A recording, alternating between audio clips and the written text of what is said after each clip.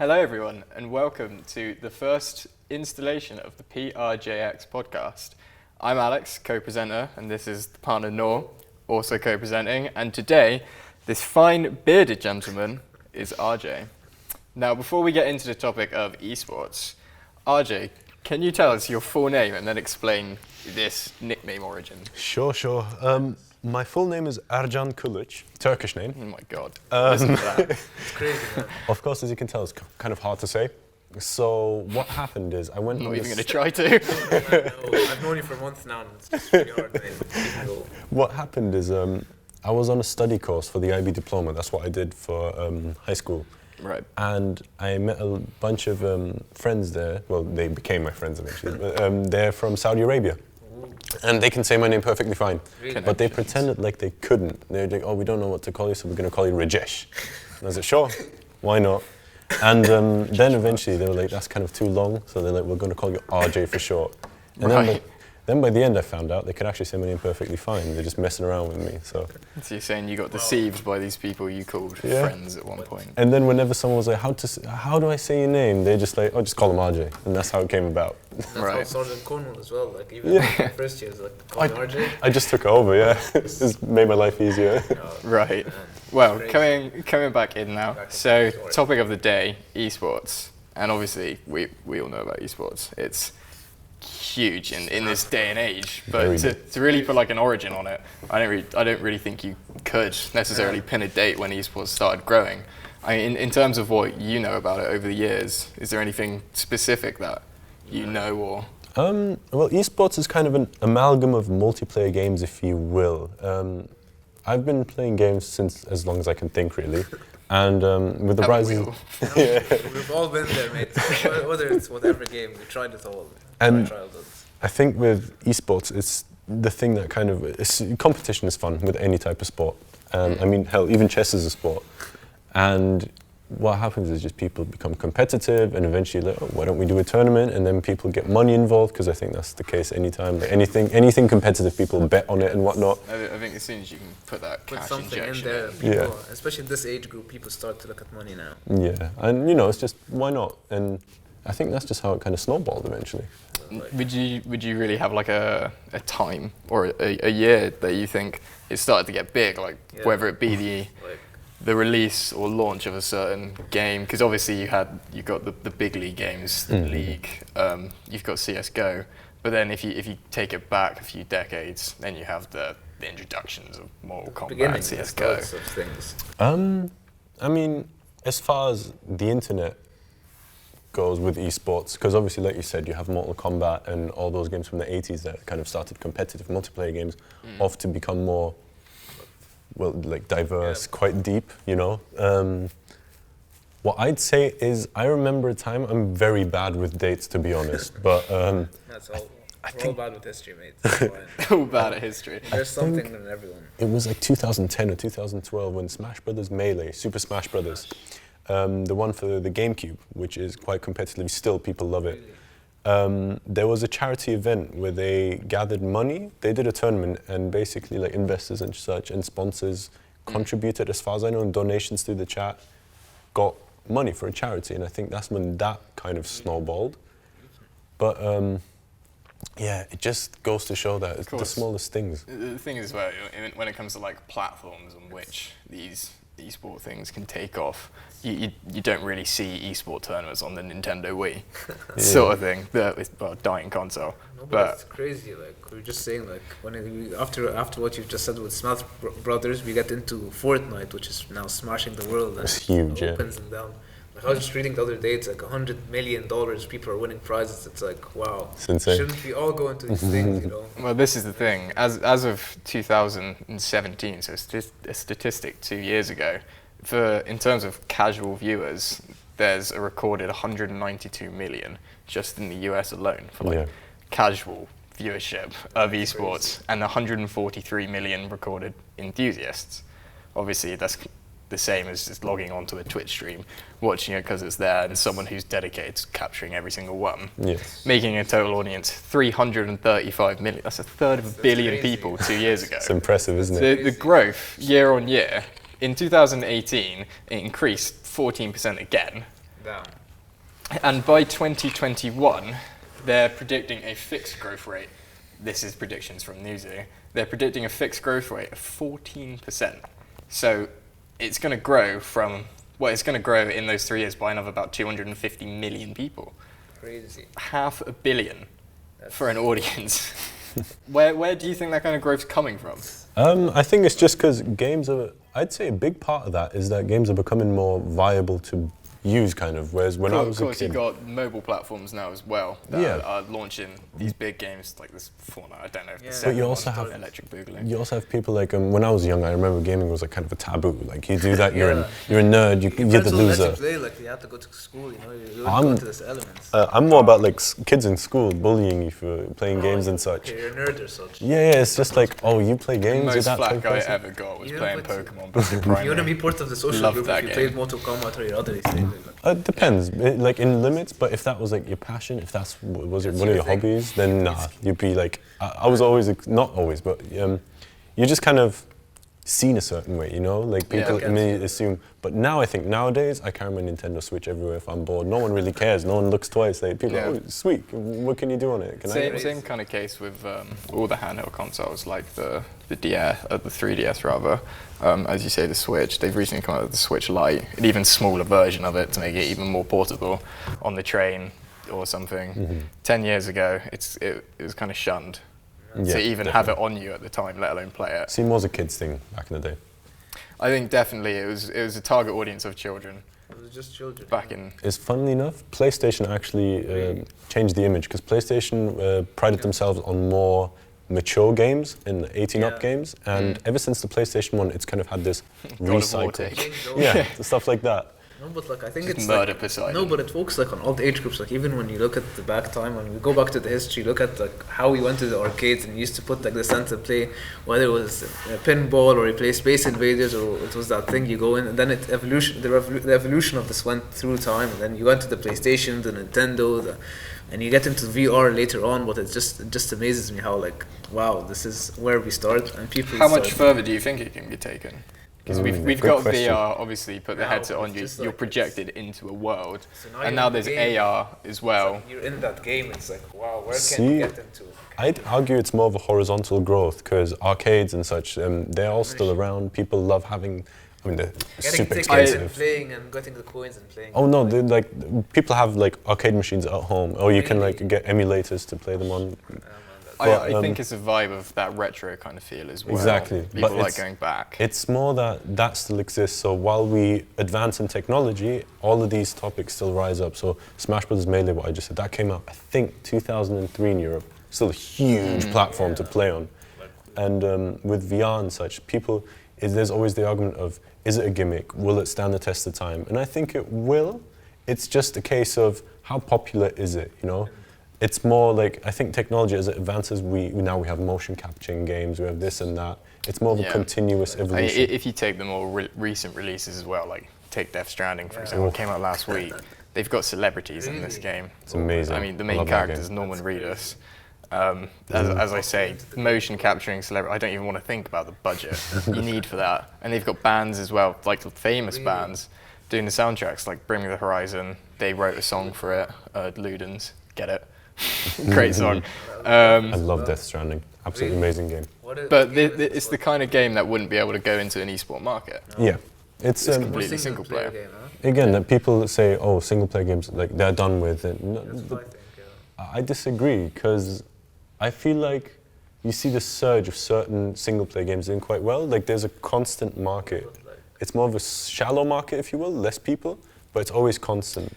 I mean, in terms of shallow market, obviously when you release like a free online game, such as like Fortnite or League, I don't even want to imagine the amount of players that accumulates weekly, or not weekly, but daily, concurrent players. The free games is what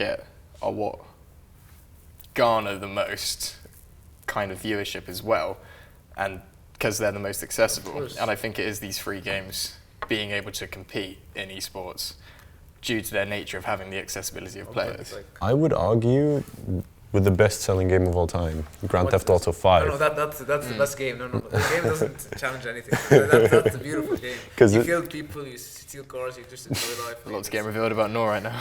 No, it's a good game. Take notes. I mean, it's like FBI. you know, everyone knows it, and it's sold so amazing despite being a single-player game. And no, I mean, people love the online mode in it. And I'm not the biggest fan of it, but I'm not really good at it as well. but it just goes to show like anything can be quite popular. Like even now, there's a recent resurgence of Minecraft. Who would have thought that adult men like PewDiePie play Minecraft? It's actually being used for educational purposes now as Yeah. well. In some architectural courses.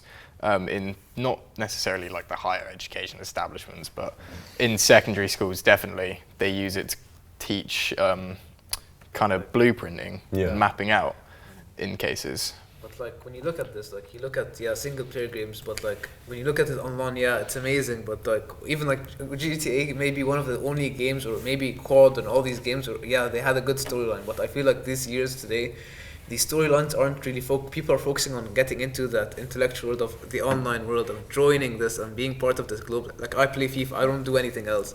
I'm that mainstream guy who goes plays FIFA. I play FIFA, I lose 10 matches a day, I don't mind. I go sleep, but it's you and it's even the gambling. You pay money to get FIFA points, but still, like you want to be part of that. I'm challenging someone. I'm challenging RJ from Turkey. I'm challenging Alex from England. I'm challenging. You feel that challenge when you're alone, and of course. People are getting that idea of like single players now. Oh, I think a single-player game is more of like a movie in a way. It's of course not all single-player games are narrative, but say if we take Death Stranding, right? That game's gotten so much flack because it's.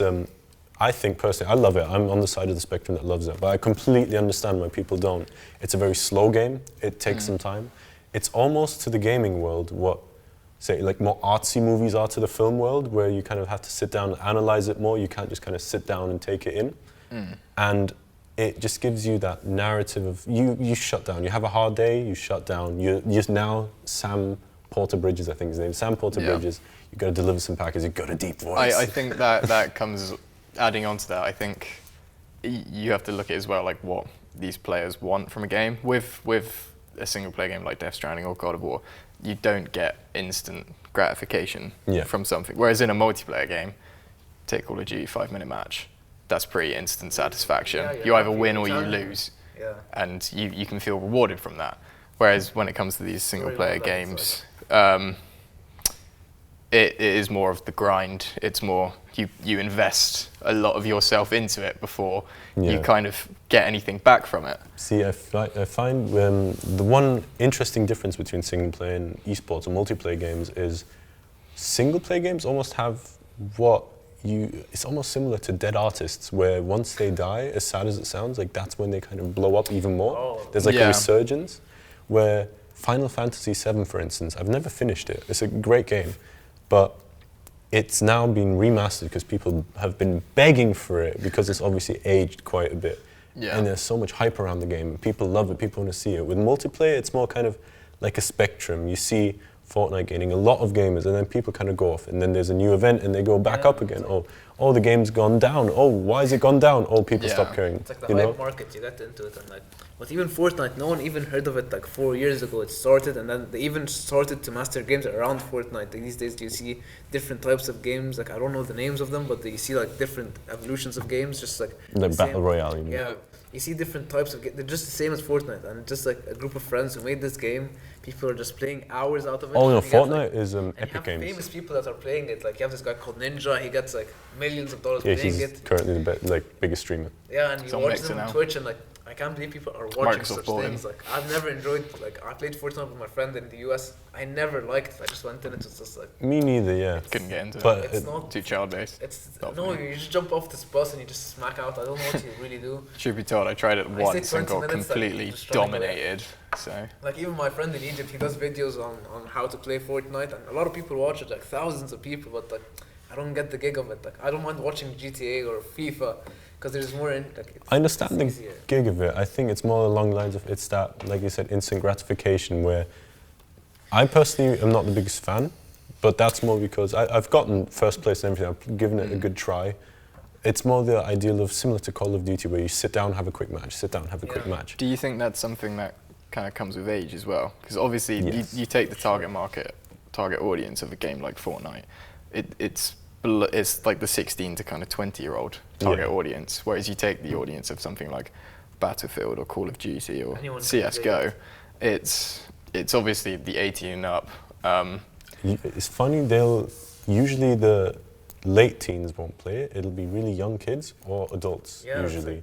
Same with Pokemon. Yeah. In that Any essence. Nintendo game will have Yeah, that. it's either people 10 to 13, if not younger, to There's this other group of complete people. out. Like if you look up on YouTube, just the Pokemon Let's Players or people who provide that content, it's all adults. Do you know what's really It's funny to crazy. me? The game I would have.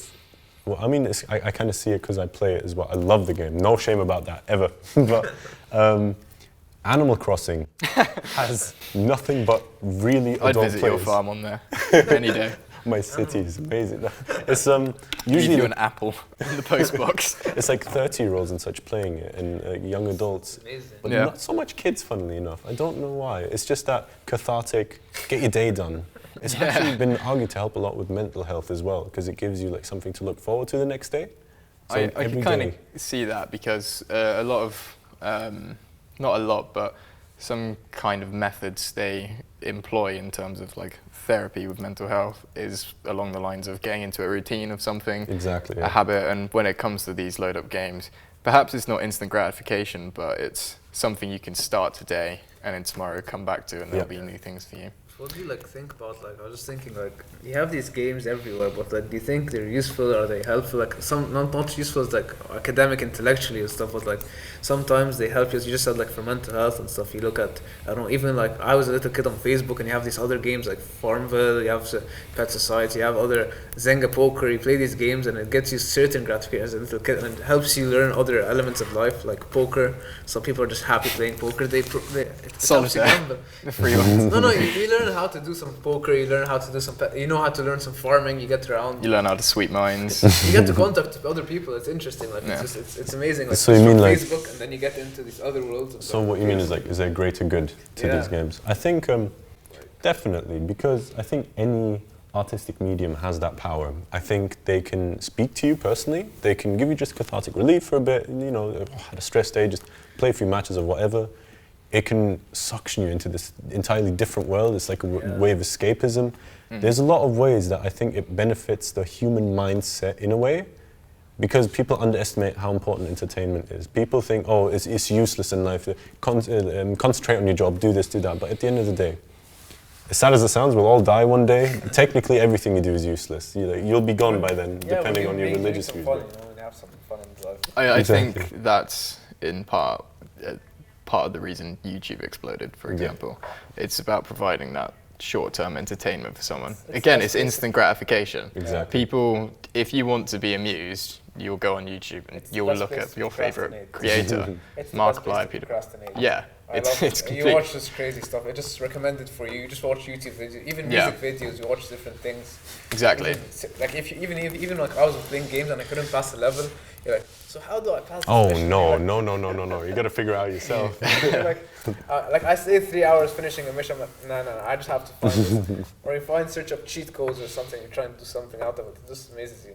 You could kind of use YouTube as an indicator of seeing how other entertainment platforms are going to grow as well, because it only takes one platform to be better for it to overtake. It's things we'll talk about in future podcasts in terms of social media and whatnot, and you can see how these platforms compete with each other so almost explosively to a point where it's either kill or be killed. Take Vine. It's crazy, man. Bringing it back to esports and games, though, there's a new kind of thing, you could say, coming about, a new vision for games where it's not just you buy the product and you have it now. It's games as a service. Yeah. And I believe games as a service rather, is what is propelling esports too. By games as a service, do you mean stuff like PS Now? Or I mean, if you take, for example, a game like Destiny, or Destiny 2 rather, I see what you mean. comes out 2 years ago, you buy the game, you have the product, and it's a constant addition of content. Oh, same thing with every FIFA, kind of COD. 3. Well, the thing is, with those games, like COD, there's a new one each year. You buy the product, its life cycle ends after a year, Yeah. and then you buy the next one. Same thing with Whereas, FIFA, it's when it comes to games like Fortnite, for example, It's just- they keep it going with the battle passes. I mean, look at Sims. That's where the whole model started, I think, with the whole Look at editions. Sims. Do you want pets? Do you want a house? Do you want that? That was just a beautiful game. I think that's what's kind of propelling esports in as well. It's the same with, like I say, Fortnite and CSGO and League. It's constant updates, and that's what makes their life cycle so extended. What I commend League and Fortnite especially for, even I've tried both, not the biggest fan, but I have a lot of friends that play it. But one thing I commend them a lot for, and I think it shows that it's a successful method and that treating your fans right will treat your company right, is that most, I believe, unless it's changed, all microtransactions in the game, everything you can buy is cosmetic. So no one has an advantage via money. Yeah. And I think that incentivizes people, because knowing you lost a skill is a lot nicer than knowing, oh, you just bought that. Yeah, right? and as well, going on from that, there's certain things as well that enter legal disputes when you take loot boxing. Because everyone has heard the debates on loot. I don't want to go into it too much. Belgium's But banned them now, yeah. I mean, they're looking to do it in the UK currently as well. Really? It was last month, I believe, a bill was drafted, and of course it's EA, the main one, who's appealing against it because FIFA's their cash cow, and the foundation of FIFA is the packs. Especially in the UK. As FIFA's soon as mum's credit card comes into play, you can't control the spending. That's how they make the majority of their money. Yeah. The purchase you can make inside the game, like even when you go into online, when you go into GTA or any other game, and you go in, I play FIFA and I spend on packs, and the problem in FIFA is that you buy the pack, you buy the FIFA points, and then you go in, you get the crappiest packs, you get the worst players, and then you just keep buying. It's a gambling. You keep going and going. That's what it is. And then they take you in, they suck you in, like RJ was saying. You were sucked inside into this game, and you don't Big even want to leave it. Even if you lose, like you just keep going. Even in Fortnite, like my friends play. All these, I don't know. He wants to have like a hammer. He wants to have this nice hat. He buys these other weird things. I just don't know how they pay all this money for the game, but it's just like it has this massive platform. I was looking the other day. There's 500 million people watching the game. It's like even when you go on Twitch, I'm like, I can't handle an hour of watching this. Really? It's just a guy. Do you not get into competitive stuff? No, you're not a very competitive person. It depends on what it is. Like I don't know, like Call of Duty, yeah, maybe Fortnite. I just feel like you're Mario in this world. Kart. Oh, Mario Kart's just amazing. I love Mario Kart. Mario Kart's It's always fun. one. No, Mario Kart's always a good banter. You could say I'm a bit competitive in Mario Kart. I haven't like had tried it. backgrounds. I've had it once like with the Nintendo Switch. It's beautiful. I love the game. Yeah. I'm very competitive in FIFA. I'm a very simple person. I always play FIFA. Like I don't have a pack of games. I used to get a lot of games, but now just like Neither. I don't spend any money on games. Refuse. I don't even buy the games. I pirate I them. focus on my I'm not studies. giving the That's industry most money. important thing. Like, you focus Capitalism. on your academia and then you go into the games, but like I think the amount of money I spend on games is just a bit. that's crazy. But see, you need sometimes to take your mind off things, and sometimes it's that getting to that game. When you even have a rough day or something, it's good to go into something, you know. Definitely, yeah. It's escapism. It's a nice escape zone for many people, and some people don't like going out. Like some people don't go out on nights out. So why not have this platform of going somewhere? See- Why do you think these games then are getting pushed into an esport? When you take Fortnite, League, CSGO, Overwatch, why do you think they're more being developed as an esport game, as a cash cow? I think it's Is it all more- a corporate thing, or is it more for the consumer? I think it's a bit of both. I think that without the consumer, there wouldn't be a market for it, of course. If I think about Overwatch, even Smash Brothers, stuff like that, I used to play Smash Brothers competitively, and it's more the idea of you really enjoy this game. It's similar to sports, hence esports, of course. You see someone else do it, you do it yourself, and then you think, okay, I want to see how others play. How can I improve this? Oh wow, have you seen what this person has done? I could never pull that off. You know, it's just that competitive spirit that gets you going. And then I think watching someone play becomes quite fun, because then, ooh, look at that. Ooh, did you see that hit? Like, ooh. Yeah. With Smash Brothers, it's just seeing some of these players play and how they make comebacks and everything. It's just mind blowing to me.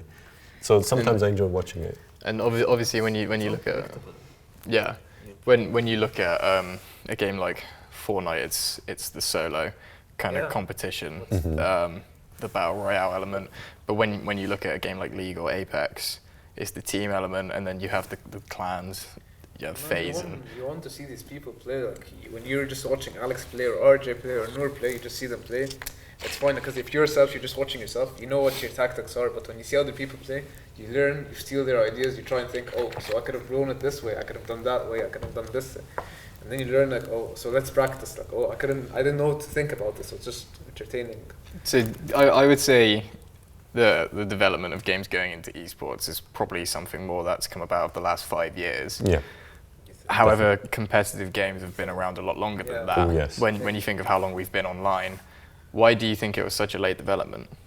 Was it a missed opportunity earlier? I think it's more of an internet thing, if you think about it, because it's everyone is able to enter it now. So whoever you are, no streamer had, I'm sure some, but no streamer was like brought up by Nintendo, Epic Games, or whatever the case may be. It's more, you started, people pick up, it gains traction, and everyone has a chance to become that. I think as well, the first kind of games that were esport to say would probably be the Halo games. They were very hard with esports, yes. When you take Halo 3, it's 2007. I think that was the first one. I wouldn't say first. It's hard to pinpoint. I don't know the research behind it, but I'd say Halo was probably what propelled it into making other businesses aware, other game companies aware that there is a market here and you can capitalize on it.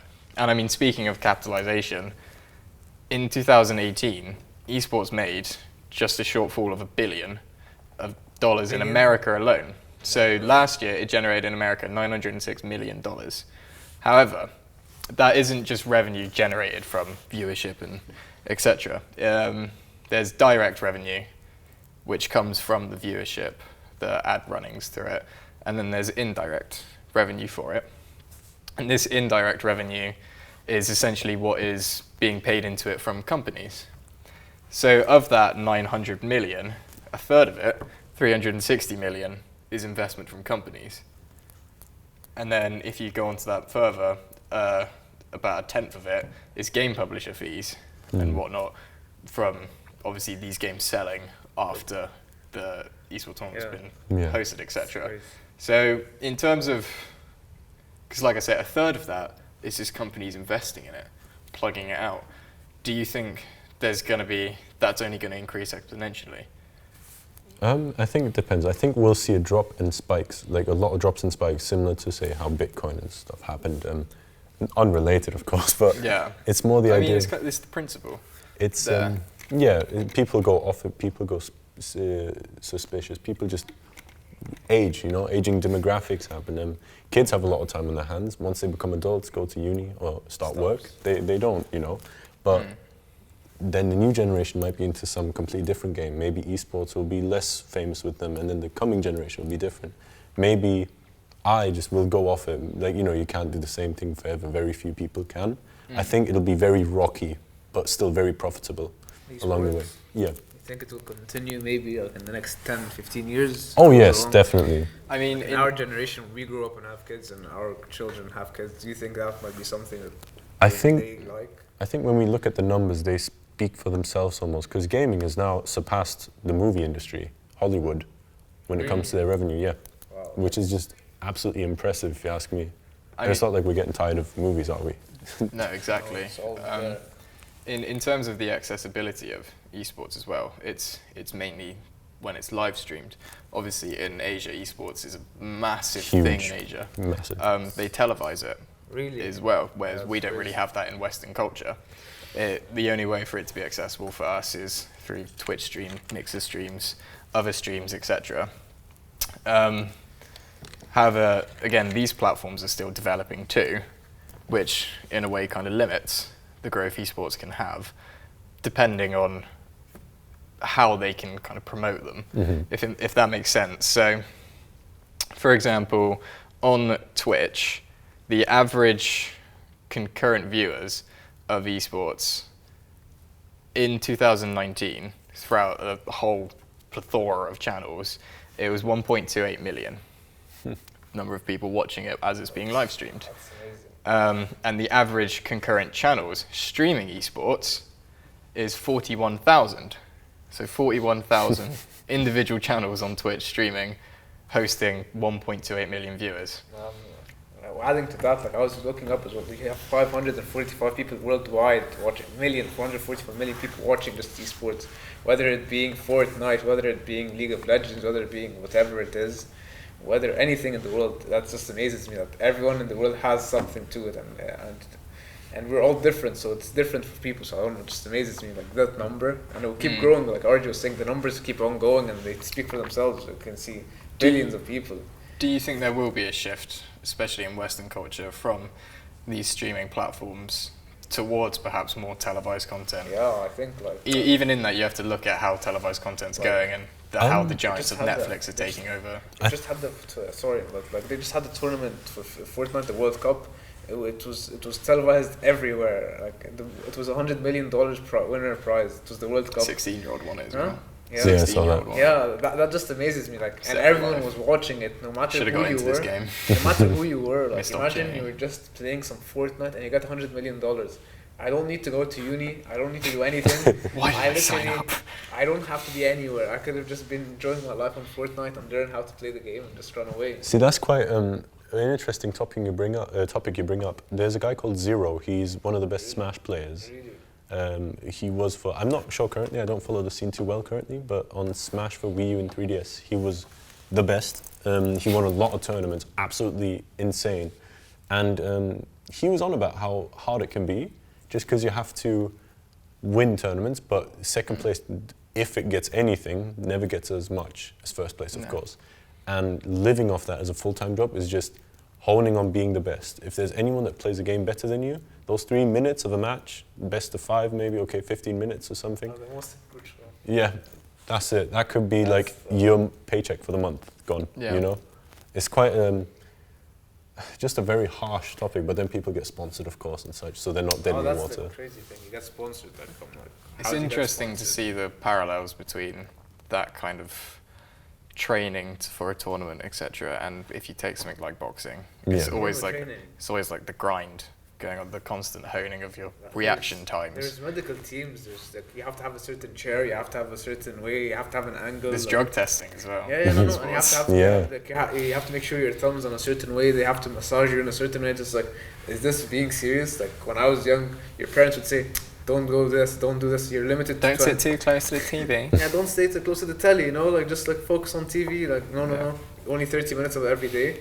But now you look at it, it's like the people are promoting it. Parents are thinking, okay, so now this is something. My kid doesn't really need to go to university. I can send them off to play Fortnite. I can send them to play Smash Bros. He can do something. If he's passionate about it, he'll do it. You know.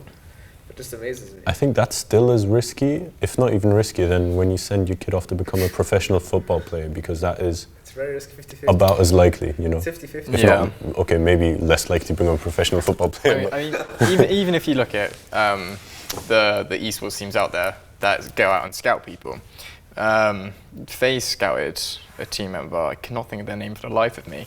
They scouted an 11-year-old earlier in the year who just live streamed on Fortnite. And when they get signed, they're getting the sign-on bonus from FaZe. They're getting into a contract where they get split tournament wins. Yeah. You know the kind of scale these wins go to. Like you said, 100 million. 16-year-old won that. Just imagine what world. The scale.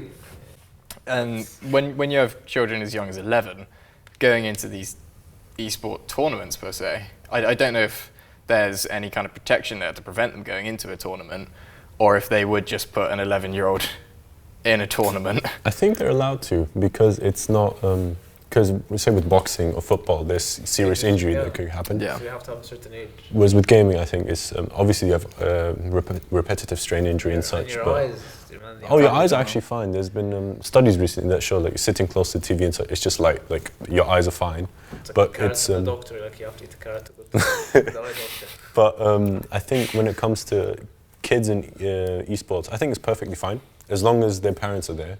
Because otherwise, I mean, executive decisions by a kid is just stood behind them. Let the kid have a childhood, you know. Kill him. And as long as the kid, of course, consents to it, like it'd be The horrible. parents might want to take the money out of him, you know. They might. That's what I mean. Like as long as it's consensual with the kid, of course. But I don't want otherwise, to share my $100 million. I want my profit. Screw you, mum. I want to run away. otherwise, I'm when 13. when it do what I comes to want. kids, I think it's good that they essentially anyone can join. That's the beauty of esports. Doesn't matter how old you are, as long as you train that far, you can get there. And I think people underestimate how good you have to be. I went to Smash tournaments locally a lot. You've actually been to them? Yeah, What's the plenty. societies do here, like, I see them on the I've gone to video them. game societies, like they do them in the Stanley. I heard. I've gone plenty of times, and honestly, Really? you think, even in Germany and such, I've gone, and you think, you know, I'm pretty good, like, I can beat all my friends, I'm going to go there. Absolutely hammered, like, end up bottom of the line. You're horrible, you lose, everyone's just That's the better than thing, you. Yeah, like, Yeah. you tell It's- the people and you're like, whoa. Because you're like, Very okay, good. I'm good, like, I can see everything, because there's frame data with Smash Brothers, right? So the game runs at a steady 60 frames per second, so every second there's 60 images, and people analyze it. This attack is three frames long or that long. Yeah. Just so you know which attacks you can counter with and such, not to get into too much detail. But just people that don't even need that, they just played so long that they intrinsically, by muscle memory, are amazing at it. Yeah. And you just get absolutely demolished. Whatever you do, there's no way out, and you're like, okay, dead, lost, you know? It's just something out of the blue. Like, where did you get this? You know, it's like, wow. Yeah. So what do you think? Like, what can be the next esport trending game? Like now we have Fortnite, now we see League of Legends. We go into this. Do you think Smash Bros would continue to do this? Do you think FIFA, COD, whatever? Who would go into it? Why would we? I don't think it's existing games that go into the think esport it's market. something- I think early on it was, in terms of Halo and CSGO and You think League. it's- Because it wasn't a Like, thing, you're like, oh, let's bring it up. Exactly, it kind of transferred into that You think it's gonna competitive market. I think nowadays, it's particularly games. If a game is going to be an esport game, it's designed to be an esport game. There's no campaign. It's designed around high competition. like Fortnite. There is no campaign. Like there is no. Such And there thing. has to be balancing. That is Well, there very is a campaign, important. but you have to pay for it. Really? Yeah. I never opened for. Like I downloaded it because it's for free. Because I'm like, why not have a free game? But I've never. Yeah. I'm like, I don't. The find any- online part is the free part, and the campaign is what you pay for. I think it's important as well with esports. I think now to become one, you have to have a balanced game. Otherwise, if there's one beat-all method, there's this. It's more I forgot what it's called. There's a psychological term for it, but it's basically as human beings, obviously, we'll always go for the best option. Yeah. If I can get to uni or work with a car in 2 minutes, yes. If I could walk an hour, why would I walk an hour? Yeah. By that logic, you will also usually pick the best viable character. Now, that can go two ways. Either the character that is broken in the game and just wins because he's broken. You can do, say, same attack over and over, attack can't be stopped. Yeah. That's not competitive at that Just point, you know? kept Whereas because everyone just choose that character, Yeah, it'd be yeah, super yeah. boring to watch as well. But if it's balanced, you go for what you're best with, what is best suited to you, and then you have like with Smash Bros, I think the new one has over 70 characters now. 70 characters. So a Mario Wow. might be fit for you, That's like- Link might be fit for you, you know, like everyone's has a different approach and it's all balanced. There's no better than. And there's rule sets that make sure of that as well. And there's constant patches and balances and whatnot that get implemented as updates. I think that's really vital for esports. And again, I think that comes back to games as a service. It Yeah. is, you can't just release a standalone game and it be an esport. Yeah, that's Like, impossible. It needs that constant maintenance Yeah, and to it. just like now, because we go with technology and all this and innovation, it's crazy how like now you don't buy the game, like you don't go to the store and buy it, like you go and buy it. It's too inconvenient. You just like Why would now you? you just download even Fortnite. People download. I've never like when Fortnite went on, I was like, wow, this is the game. People are like, wow, we just download it and it's free online. I think And people. there's two types of people. When it comes to physical games, I stick to them because I like to have something to hold on to. Yeah, I'm I quite like- old-fashioned like I that. like that too. Like, I like getting my own game. Plus, if I think about, I think everyone, if it's narrative-driven, for instance, you have an attachment to that game. You know, like you have to do to a movie or book. Yeah. And it is important for me because these services will eventually go offline. The Wii service, I think the online service for the mode for the Wii has gone offline a few Really? years ago. Yeah, you can't do it in all the games you bought. If your system had an error, if it glitched, if you bricked it, which means that it's just dead, it's just a Yeah, brick, then your games are gone. But whereas if they're physical, you can always play them. Did we ever go online? I've never played online. I just Oh, played yes. I just only played Wii Yeah, the Sports. Wii went I was online. the guy Yeah. Wii Sports who used to play tennis or boxing, and that was the game I used to play. Oh no, the Wii went online. You could download games and everything on it and play online, of course. Was it nice? Do you think it was better than what console do you think was the best for esports, or where would you go for it? I think currently it honestly depends on what you play. Say for Fortnite. Fortnite, the problem is people that are like, I'm better on mobile. It's like, Thing is, on Like, You know what? Some people play at PC, some people look at the Xbox, people look at the PS4. I think there's an intrinsic advantage within consoles as yeah, well. because let's be honest, on PC. this, you'll never have as much mobility as with Exactly. the controller. Keyboard and mouse or controller, for example. Or like the It's just computer as well, easier like the accessible. Then on computers you have higher frame rates, which gives you an advantage over a 30 FPS kind of game. What would you choose if you had like an option to play? If I was good enough, I'd choose PC, but I'm pretty awful. Not like an so- Xbox or PS4. No, I'm pretty awful, so it would be I usually always go with, I have a gaming PC. Really? expensive. Usually what I go Cash for, cow. You need I mean, a like, game it's chair like- as well, and you have to look at. oh no, that's too pricey, absolutely. 200 quid for a headset. What I usually do is I go gaming PC because that lasts quite a while depending on what setup you get, of course.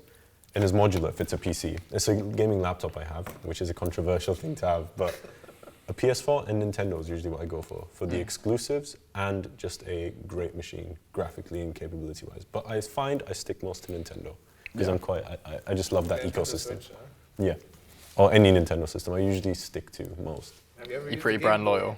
Of course I have. Most of them, except for the color, I didn't have. The Game Boys. That was the evolution when you started at that. So you played the Game Boys, and then Yeah. you'd ask your friends like, "What's your score in Mario?" Like, and just Bringing it back to esports, what do you think about the awareness of esports as is currently? As we said, in Asia, this is huge. Yeah. It's televised. It's streamed. They have events where people go to watch it all. Not even like watch them compete in person, but they have events where they'll stream it on the cinema. Yeah. Kind of thing. They host esports events on the cinema equivalents. What do you think the awareness is like worldwide, or even from Western culture to worldwide? I feel like if it comes to heavy internet users, people that are a lot on social media, you'll usually be exposed to it quicker through marketing. But otherwise, I think there's still so much more room to grow. You go, do you know what football is? Everyone, but yeah. Even in America, where it's not as big. Soccer. Of course. Soccer. Yeah, soccer, right? soccer. And I think here it depends. If you talk to someone like, obviously everyone's different, but if you talk to someone our age, Generation Z, usually you'll find people will instantly know what esports is. But if you talk to someone from Generation X, for instance, they usually will be like, oh, wait, is that a thing? You know, like, they'll be less aware. But Generations below us, they don't really understand, or maybe above I us. would say generations below us have a better understanding. Above us, huh? The ones Above Really? us. Like our parents or grandparents, those people, they might. If I told my parents that there were digital athletes out there competing for 100 million in a video I game, think you're crazy. they'd be like, what is this millennial? If I told my parents that they'd be Witchcraft like, get out of this you've house, what are done. you saying? Like, what are you doing? Focus on uni, mate. Yeah. What is the digital world? Like, I have to teach them. It's like same thing when I told my grandma how to use WhatsApp or telling my parents how to use. These generations aren't really intact, so it's just. I think as well for the younger generations, just as we kind of grew up as technology began to evolve, they're kind of growing up now with the point where they'll be engaging with these platforms. It's in their Twitch, hands. YouTube, Mixer, It's in their Facebook hands. stream. Well, I think they'll be engaging with them from a younger age. Of course, like. And from that, obviously, it kind of imprints into them. yeah, I feel like we're almost in a second industrial revolution, if you will, but digitally. I think that's Digital quite. revolution. You think this esports thing may be bigger in the US and the UK sooner than what's in Asia, like what we see in Asia? Oh, no, I think I- it's gonna smash what Asia is happening in. I think Like, are we gonna take this thing up, or are we going to say like, okay, so I we think see the- it in Asia, now we're gonna domino effect and like smash it up. the Western world, I think, will never catch up to Asia currently, in the current climate anyway. Like in our youth, I want to say. Like, That might be just a different gaming, or is it just because in general? I think it's just Like- because Asia has a bigger market for gamers. Like usually more games will be not released, but like there's more games, more revenue, and just per person type of thing, per country. Obviously America's huge. That's where most of the money lies with games, but that's sheer size wise. Whereas say Japan, especially South Korea, they're huge on games and it's a massive thing. And I think that will stay that way as well. I would probably say, adding on to that, I think in certainly like the Asian cultures, esports is big in certain games targeted to that. For example, within China and Japan, I don't think you would see a game like CSGO or Fortnite boom as an esport, but Yeah, you South take Korea. Overwatch and League, those are kind of the dominating units over there. Yeah. You wouldn't see as well like Medal of Honor, or you wouldn't see all these LAN games which are on PC in Japan or in China or South Korea. See, the reason I think they never picked up is because they're unbalanced. That's what I was getting at. Because if there's a weapon, like say for Call of Duty, it's quite a casual game. Yeah, so it's very They- basics, right? There is certain weapons that just aren't viable. They're useless, right? Why would anyone pick them? And that instantly means you see like 2 or 3 weapons being picked by everyone. And as soon as someone gets competitive, people will find advantages. Camping is a big problem in Call of Duty. That's because it works, you know? You sit there and you wait and you just... I find it boring, but if people want to, that's a viable option, you know? I'd vote to kick timer after 20 Well, it's seconds. useless Yeah. as well, it's useless when you're playing, it's just boring. Of course, Yeah. but if it works, you know? People will do it. That's why it needs to be balanced. In terms of the awareness of these games, there's a pretty phenomenal statistic here. And in 2015, it was recorded that there was slightly more than 800,000 people. It was about 810,000 people were aware of esports and what it was. Where is this? Worldwide? This is in the US alone. Wow. 800,000 people. 800. 800,000 people. And then these numbers to worldwide incorporating that, so incorporating Asia as well, and the US, by 2017, the awareness, so number of people who could recite to you what esports was, it had grown to 1.2 billion. 1.2 billion? It's People. amazing, isn't it? So you have 800,000 in the US, and then incorporating the rest of the world, See how much- 1.28 billion after 2 years. That's just... No, that's Do you crazy. think that's because of an awareness just in like Western culture and then the rest of the cultures? Do you think that number's predominantly Asia? Or I wouldn't be able to tell you, to be honest. I think it's globalization as a whole, because you get people, I want to say cross-contaminating almost, like you get people playing from everywhere with everyone, you know? The internet became this thing where you can just start everything, just anything, your phone, your laptop, anywhere you are. If you have this thing, the internet, you're gonna start smashing out any game, and you're just gonna start looking around. yeah, But when I wanted to add to your point about the US, I was like looking as well. Like in the US, they have 15 states that are putting it as a varsity sport. Like imagine really? having this Oh. varsity sport at university. Imagine like one of your extracurricular activities is just like sitting in, playing esports. It's Imagine like that at no, primary you have school. they have 15 teams. Like you know, they have actually no, wait, they have 12 teams in Illinois. At the University of Illinois, they have 12 teams. Imagine you're like, I'm playing Smash Bros. I'm doing this. I'm doing Fortnite team. No, and they have a team, and they have a medical team. They have a sponsor. They go all around the world. They do. It's crazy. Insane. Like just imagine, like they have their own chairs. They have their own T-shirts. They have their own cheerleaders. They have all that. Just imagine like, on how this element, like evolution of we started where and now we're here, and where this can go like in the future. It just amazes me. Well, this brings on to another point I wanted to raise. Where can esports go from here? In terms of the markets, is it just an opportunity of growth on certain platforms, or is it more, could even transfer into Olympian kind of elements? Do you think Is it it might go is it Olympics? possible for that to happen? I don't know if there's any limits as far as what it takes to be an Olympic sport, if there's any limits for that. It would obviously be an incredibly controversial thing as well, Yeah. mixing Yeah, how would digital you- athletes with. It's already controversial Physical. that they're called esports. Yeah, People exactly. are already So annoyed people about might that. judge you like, yeah, I'm a football player, so why the hell are you doing esports? It's not really a sport, like, you know. Like if I was in a varsity team and I saw esports, I'm like, if they're funding you more than me, I'm like, why? I think we're slowly getting to that point where people kind of go, why are you so negative about it? You know, like it's similar to how our generation is quite good, or a lot better when it comes to stuff like racism and such as well, because it's just let him do what he wants. He's not hurting anyone. Like we're getting into that role of things, and I think that would be quite frowned upon, especially by like top athletes. If they're like, oh, what's esports doing? Instant hate from everyone, especially from gamers. No, but The gaming community sure, can be most horrible. of those people who are in in a professional athlete team or whatever they do some esports at least, or they've been into it at least once, so they understand maybe to where this can be. But Sure. it's just like, I mean, some people also get scared if it's going to overtake them or such. Maybe like everyone has their reasons. I mean, people can get upset over pretty dumb things, you know. So I think some people get too emotional about something. I think you'll definitely see some flack, but hey, who cares? Like, it makes money, thus I think it'll be around. Do you think instead of it being like, for say, an Olympian standard thing, do you think it could become like its own almost Super Bowl? In the way it's growing right now, as I said, it's about 15 to 20% year on year. And you have 500 You don't really see that kind of growth I'd in argue the it's other al- sports. I'd argue it's already on the way. You think Because so? Like, for we had the Fortnite World Cup Championship. We had, I think that And that think of is the an prize instance. pool, 100 million. 100 million. And We there's no also- age limits. Like, you can be wherever you can. We also have for fighting games. There's Evo. Really. It's What is Evo? it takes place in Las Vegas. I think. I don't know if they switch it up. It's for the top 5, I believe. Don't quote me on this. There's a handful of fighting games: Smash Brothers, Dragon Ball FighterZ, Tekken, Street Fighter, and there's tournaments for each of them on every day. They'll have different tournaments. Even Melee is still in there. That game from 2003. It's still there. 2 Smash Brothers games are in it. And there's huge prize pools for it. And there's hundreds of people there. It's a giant event and it gets streamed every year. I think it's every year. But Do you watch it? occasionally, yes. I'm not the biggest... I mean, I play volleyball as well. Like, I quite enjoy that, but... You're an athletic guy, huh? No, not really. I wish.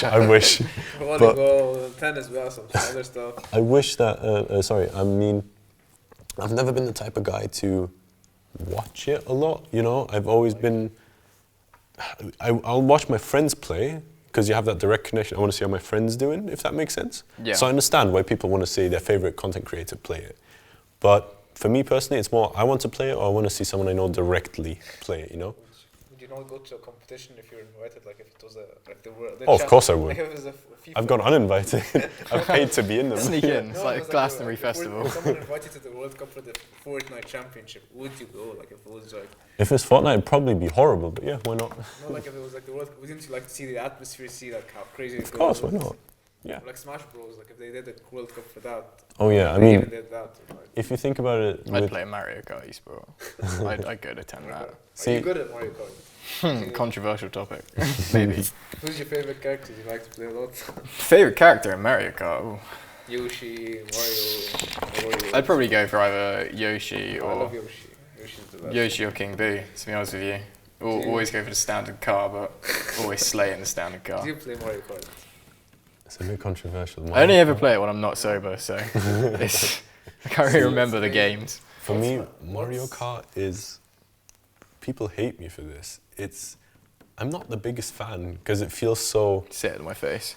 No, it's fine. Like, I want to talk more about Smash Bros after this because I haven't really known what Smash Bros is. But like, No, you don't know what it is. no, just It's... you can tell us more about Mario Kart and then we can get into Oh, Mario Kart is more just that... what do you like about it. I mean, it's a fun game, casually, but I hate that system of... Now, hear me out on this. You know how the further back you are, say you're 12th place or however many there are, I forgot now.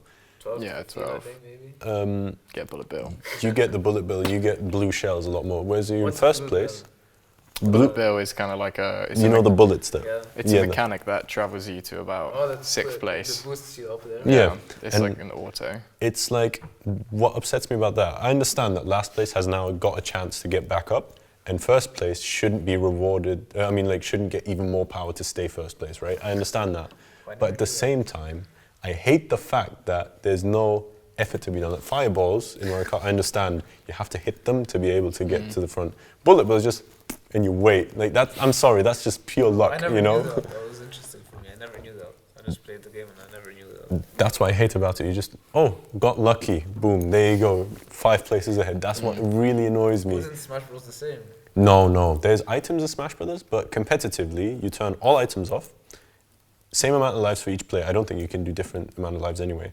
So this is a fighting game. It's a fighting game, yeah. Imagine Tekken, but it's a lot more crazy. And It's the all goal, Nintendo characters. yeah, It's well, all of them. not all of them, but So you more, have like a Mario, lot. Yoshi. And Oh, they, yeah. they kind of blend into other games as well. Oh yeah, Really? they've got so many characters from PlayStation. Well, there's Joker from the Persona series in there. Solid Snake Not is in Batman, but it. No, not. But not Joaquin Phoenix in there. you have who else Like is in Batman. there? You have Ryu from Street Fighter and Ken from Street Fighter in there. There's so many characters in there now. So it's like this. Everyone's in it. Yeah, the tagline is "Everyone is here" for the new game, Smash Really? Brothers Ultimate. Is yeah, it coming soon? it's already out. It's out Really? Have you since tried it? I have it. I love it. It's I've- beautiful. Do you recommend it to anyone to play? Everyone. I think I can see why people don't like it, of course, but I think it's super fun because the aim isn't to get someone's life down to zero. It's to smash them off the screen. Hence, Smash Brothers. There's nothing more satisfying than when you're struggling to get hit on each other and you get that. And they just Yeah. fly off stage. The game like pauses for a second, zooms in on the hit, and just flies away. And the commentator Yeah. goes, "Game!" It's just something is to it it. just like one punch, like you just hit one person and that's it, or is it like? Oh no, the mechanic is that there's you in competitive, of course, you can get up to 8 players on the screen, but competitively, 2 players can deal different attacks, and depending on the attack, your percentage rises. You start at 0, and the higher your percentage, the more likely you are to fly higher or further away. So say at like 999%, any attack will just send you straight. 999%. It goes up to that, yeah. So if you're at 0%, Everyone can get 999%. yeah. So like, I mean, if you survive that far, yeah. You 'Cause survived that far. say you're at 0%, you hit someone, they just kind of like flinch. But the better- 99 or Better 999. characters are best, like, so maybe Mario's better than No. Yoshi, or Yoshi's better than this. There's They're all equal. Because like in Mario Kart, there's different characters and different specialities. there's counter picks, which is that say someone that's quite a close combat fighter won't be good against someone that's a long distance fighter. This kind of bleeds into Overwatch as well, and Yeah. like Really? Rainbow Six I never Siege. understood Overwatch. The- as well. the- My friends just love playing Overwatch. The, Oh, it's the way brilliant. you kind of They have to be gain, sober. They don't have to be sober. They don't do it on themselves. the way you kind of gain any kind of advantage in those games is picking counters to And you're allowed either to switch. the heroes or the operators that the other team has picked. It's how they deal it with in Overwatch is you can change whenever you want. Like you're like, oh, there's a character that keeps beating me. Okay, switch to someone that counters him. In Smash Brothers, you have a system where you do a best of 3 or best of 5 games, and if the loser gets to pick after the winner, so you can counter pick the winner, so you can always have a chance to get back at them. So like if we're playing, so I choose first or you choose first, or how does it work? If we're playing the tournament, like, I believe it is decided with rock, paper, scissors, and you have a certain selection of stages, and each player is allowed to ban them. Every tournament does it differently, but there's usually stages that prevent like luck from being an equation in it, you I know. see them always in the stand. I've never been to what it's like. Oh, super fun, So absolutely amazing. What do you think made Super Smash Bros. Viable for esports? Yeah, It's the creator Masahiro Sakurai. He's definitely put, it's like a Japanese guy. yeah, Japanese, and Don't even try to pronounce it. Yeah, like, I was like, what? What's this? What's his name? I love his name, Masahiro Sakurai. He, I'm not even Sakurai. going to try either. Or just Sakurai for sure. Sakurai. Like Sakurai. samurai? And yeah, with a K. Massacre Sakura. And Deliveroo. he is absolutely amazing at keeping the game balanced. He's perfect at it. Honestly, I've never seen someone like, as soon as a character becomes too powerful or people notice an advantage in that character, back down, or someone else gets to counter them, or so on and so forth. And He this works- guy is still alive? Yeah, he works tirelessly. He's already said that He has a team, but I'm not he has a sure. team, yeah, but he's the director of it. So what he does sometimes is he'll work so hard that he connects an IV drip to himself if he's sick. Like say he's got a stomach flu or something, like something wrong with him. He'll connect an IV drip and keep working. Japanese people, man. they're Take a amazing. vacation, mate. Oh no, he's not forced into it. It's not like No, it's what he loves, but like. He says, like- Japanese people, man, they're always motivated to do something. It's He'll- more work centered in that kind of culture, though. Whereas Savage culture is one of our friends that said in our course. I don't think it's a Savage savage culture. No, it's Our friend James, he used to say it's savage culture. it's just Sakurai is quite dedicated to his game. I think that's really amazing. I wouldn't generalize it anywhere, but I think he really is absolutely amazing when it comes to developing. Like from the beginning of Smash Bros to today, what do you think was the best thing they've changed? Like as The we amount of get- characters, by amount far. of characters.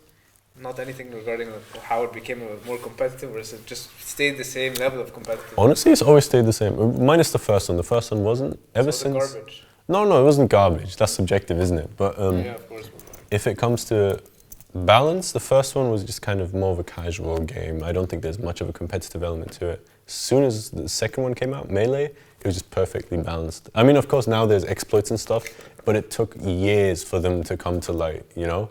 That's just testament to how well it was balanced, if it takes longer to find these exploits in a game. Whereas now, with the internet, constant updates, all good to go. What would you say the target audience for Smash would be then? Ooh, good question. Well, for either a promoter or an esport, or just the product in general. I would say with Nintendo, their aim is usually to hit everyone. It's changed throughout time, but Every age group? yeah, currently they're aiming to hit every age group, ever since the DS era, roughly. Even my grandma, kind of thing. If she wanted to, yeah. If she got a Nintendo Switch Lite, she'd get into it. Oh yeah. So like a guy had 6 years old, like anyone.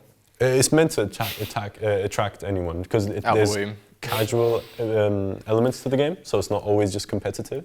So you can just mess about with items. There's like other mini games in the game. You know, you can do whatever you want, but the main focus for competitive players is the fighting, of course, and 1v1. That's where they're trying to get all the money out of them. That's where they. Oh, Nintendo isn't really Money intensive. pursuing much. They're more letting the consumers take care of the events and stuff. They themselves have hosted some events, but usually they're far and few in between. Other companies like Blizzard and such usually are more engaged with creating tournaments, sponsoring them and such, taking care of that. Nintendo's more on the back line. They'll usually supply the product, if that makes sense. Yeah, that's very interesting. In terms of how often these tournaments go live as well, per game, thinking of how to phrase this, but per game, do you have any kind of indication or number of how many tournaments should be live each year to maintain engagement It's like in 600, that 250. I'm not talking like 600 tournaments a year, Christ no. I'm talking 50. like 5 5 a year? 5 or 6 for like a think fortnight. It kind of depends. thing. For the One game. every Or 2 maybe months. or maybe once a year. Like they have like the World Cup is once a year. I think it depends on the game. If it's Every 4 something years.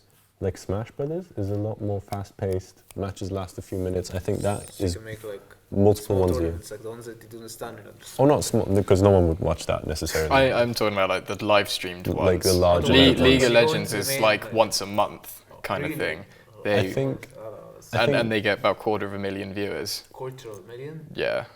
How for, much do you think Smash Bros would go for? Like, that's a good. I'm really bad with numbers. I do you wouldn't think know. like a million people would watch it? 2 million. I think the thing with League, like I said, is more targeted towards the kind of Asian culture. Yeah, I see everyone So it's a going lot with more viewers from Hong Kong and Japan watching on that. it. No, I can't. Whereas with Nintendo, while it kind of stems from Asian culture, it's very westernized now. Yeah, again, like with every game, I think it depends. Smash, for instance, isn't the biggest game in Japan. In the West, America especially, huge. Pokemon is, I think, is the biggest media. What's it called? IP currently. They actually opened worldwide. up Pokemon centers In London. in Yeah. London, in Really? Japan. In Yeah. London? The Japan one has been around for a while, but London is a new one. But Really? Pokemon is currently the biggest intellectual property I of all believe there's time. one in New York. It's I bigger just than the like- Marvel universe. Really, I just like Pikachu. I don't know anything else. about him. Pika Pika. Pika Pika. But I think it depends on the game. So Smash Brothers, for instance, I think it's because it's so quick and the tournaments don't last too long. It's viable to have a few a year. Whereas, say, something like League of Legends, I'm not too familiar with, of course, but the games last quite long, at 40 Oh, I see minutes. like 40, 45 minutes. So- There's even Dota, the game called Dota. Yeah, Dota 2. I would say lesser than usually for the fan base. Obviously, everyone's different, but in general, I think the gist is the shorter the match time, the more events would be successful.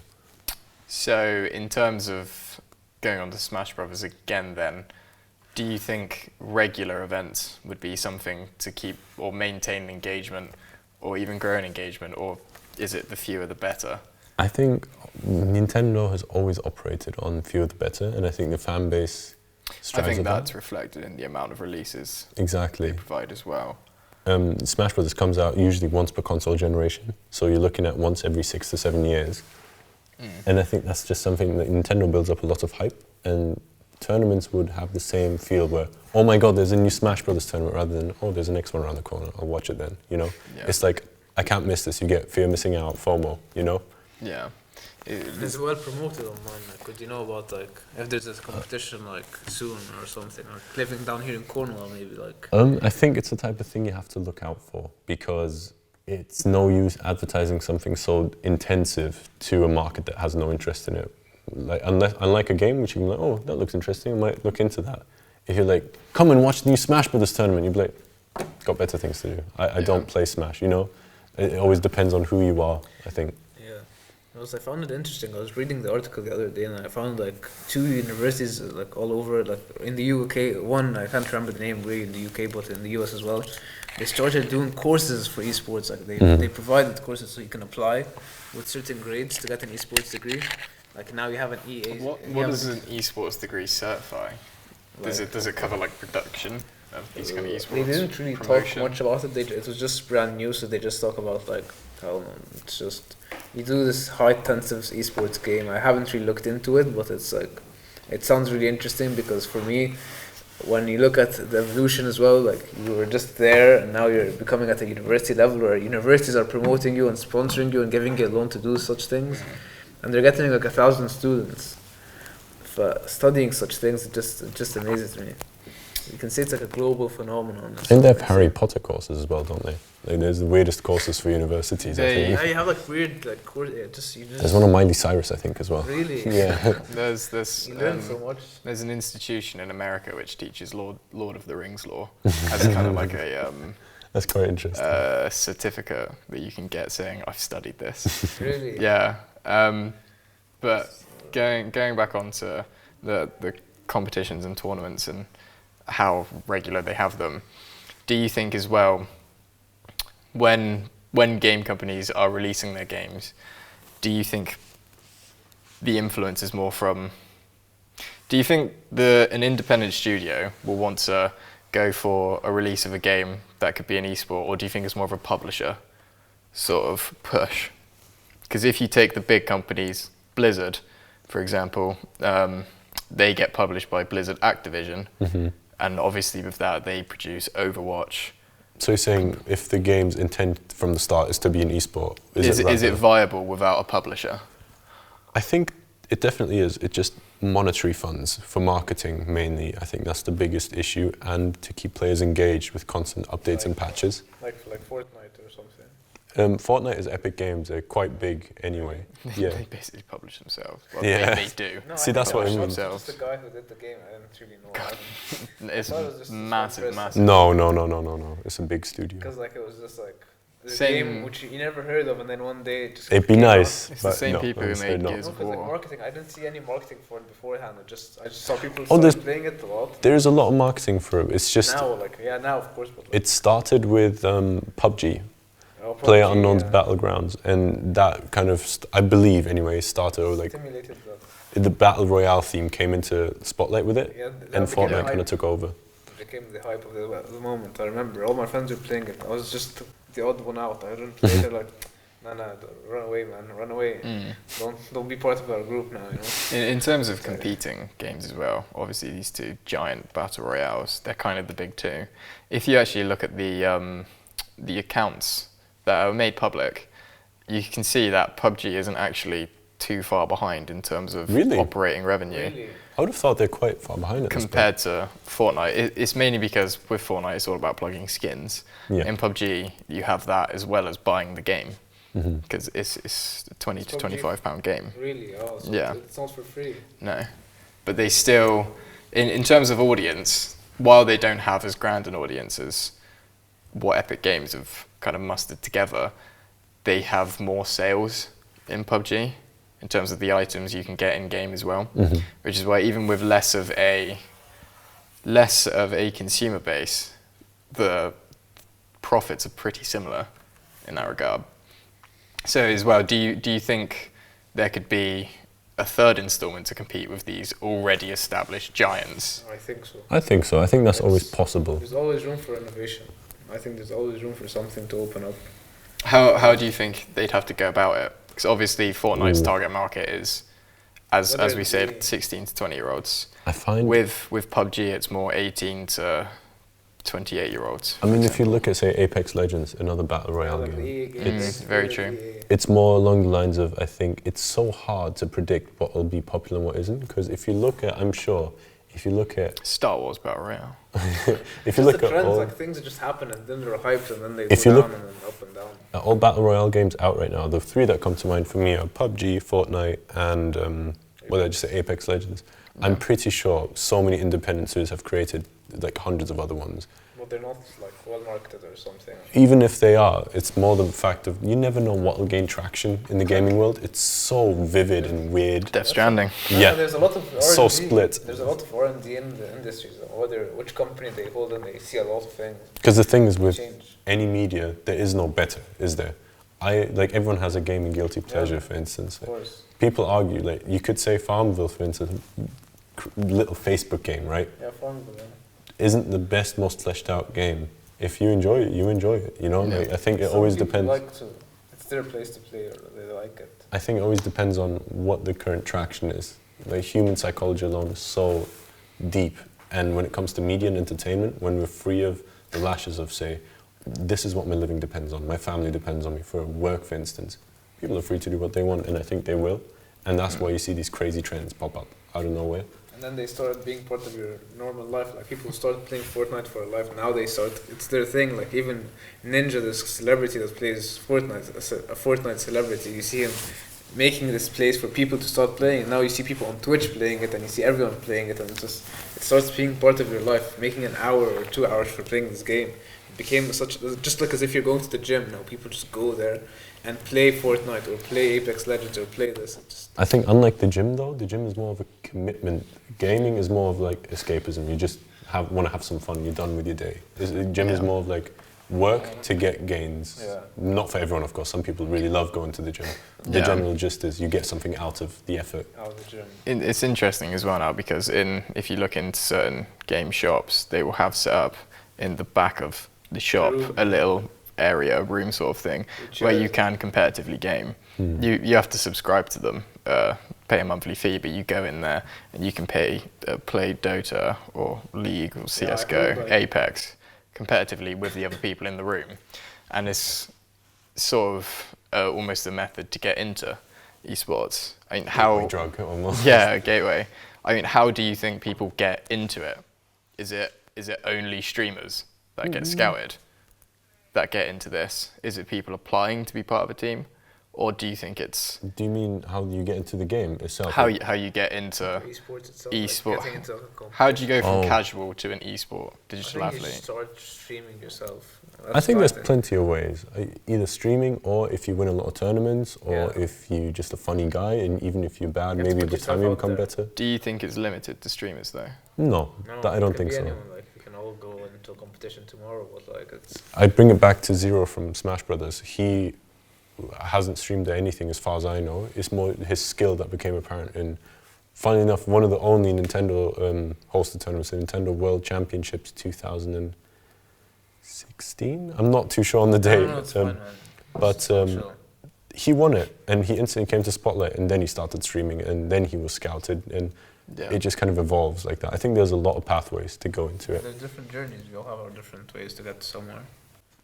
So in terms of different pathways then, is it all, like you say, he won the tournament and then got into it. How do you even get into a tournament in the first place? And that always depends. I forgot how Nintendo did it, but usually you'll be scouted or you pay a fee to enter the tournament. It'll always depend on what type of tournament it is, if it's open, if it's closed. EVO, for instance, is open.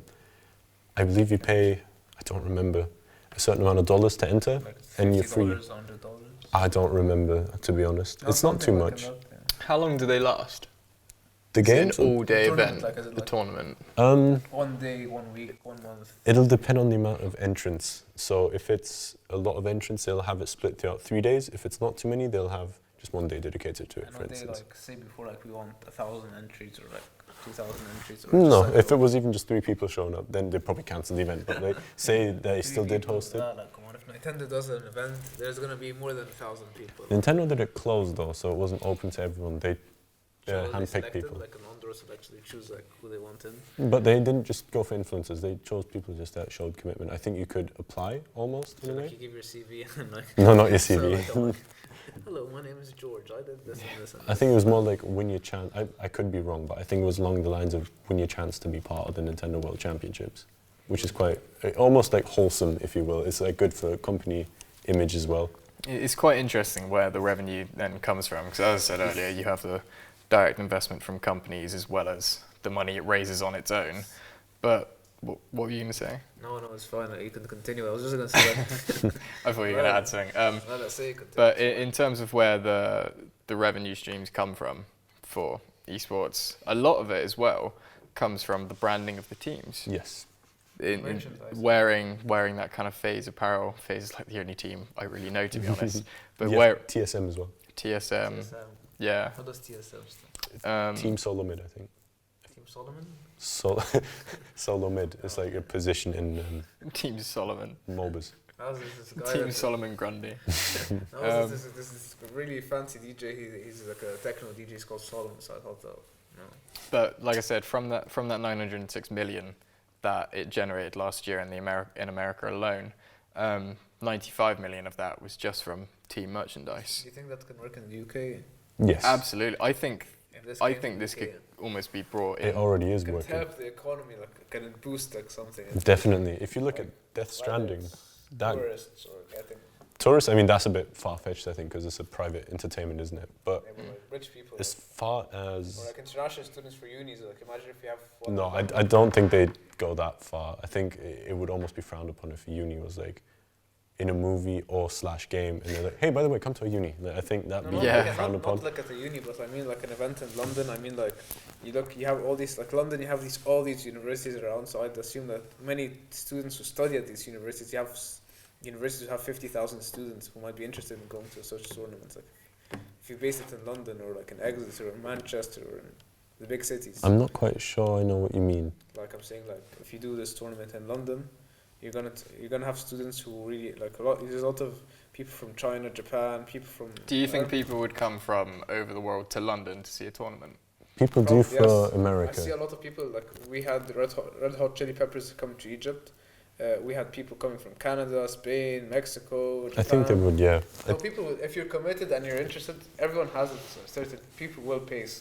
Like some people follow like a band all over the world. They go and see them every single place they go to. It's like something. I think as far as advertising goes, if you look at Death Stranding alone, they have Monster in the advertisement. Yeah. I'm not gonna lie, it worked so well for me. I was just like, Monster, that looks so good, I want one. But they sponsored the game. They paid a big fee, so that it's like the only branded consumable, apart from the insects. Getting back, I was trying to say like if you do it in London, you have say 10, 12, 13 universities. Many of the young demographics I feel would be very interested to go, and that's what I'm trying to get to say. Like, sure. Like that. You have like demographics of the University of like Westminster. You have other. They actually started doing this in the 80s. Really? There's the Nintendo Campus Challenge. Really? In the US they did it, yeah. So they've started doing that. Students from all, because especially you have a lot of international students from all around the world that come around to universities. So imagine if you have your societies, like the video gaming society down here, the society and everywhere all around, they will want to promote something like that. Well, that's already happening, yeah. They usually have it in very populated cities as well, which usually comes with bigger unis. Like Cornwall here is beautiful, you know. There's actually, Cornwall has a tournament in Plymouth that is quite big, and there's really good players there. So there's a market down here for it. I believe it's held in Plymouth, but it's for Cornwall, I think it is. Is Plymouth in Cornwall? I don't think Plymouth isn't in Cornwall. It's near. It's Devon, isn't it? Like, I'm the worst with geography. No. And I just came to the UK, so I don't even know. I had some horrible friends who said some weird stuff too. So it's people thought Belgium was in Africa, so you're fine. But Plymouth England is in Devon, my isn't it? city. It's every day, bro. It is in Devon, isn't it? Is Plymouth in Devon? No. Okay. Never mind. I don't know, Plymouth's somewhere on the map. Bring it back to esports then.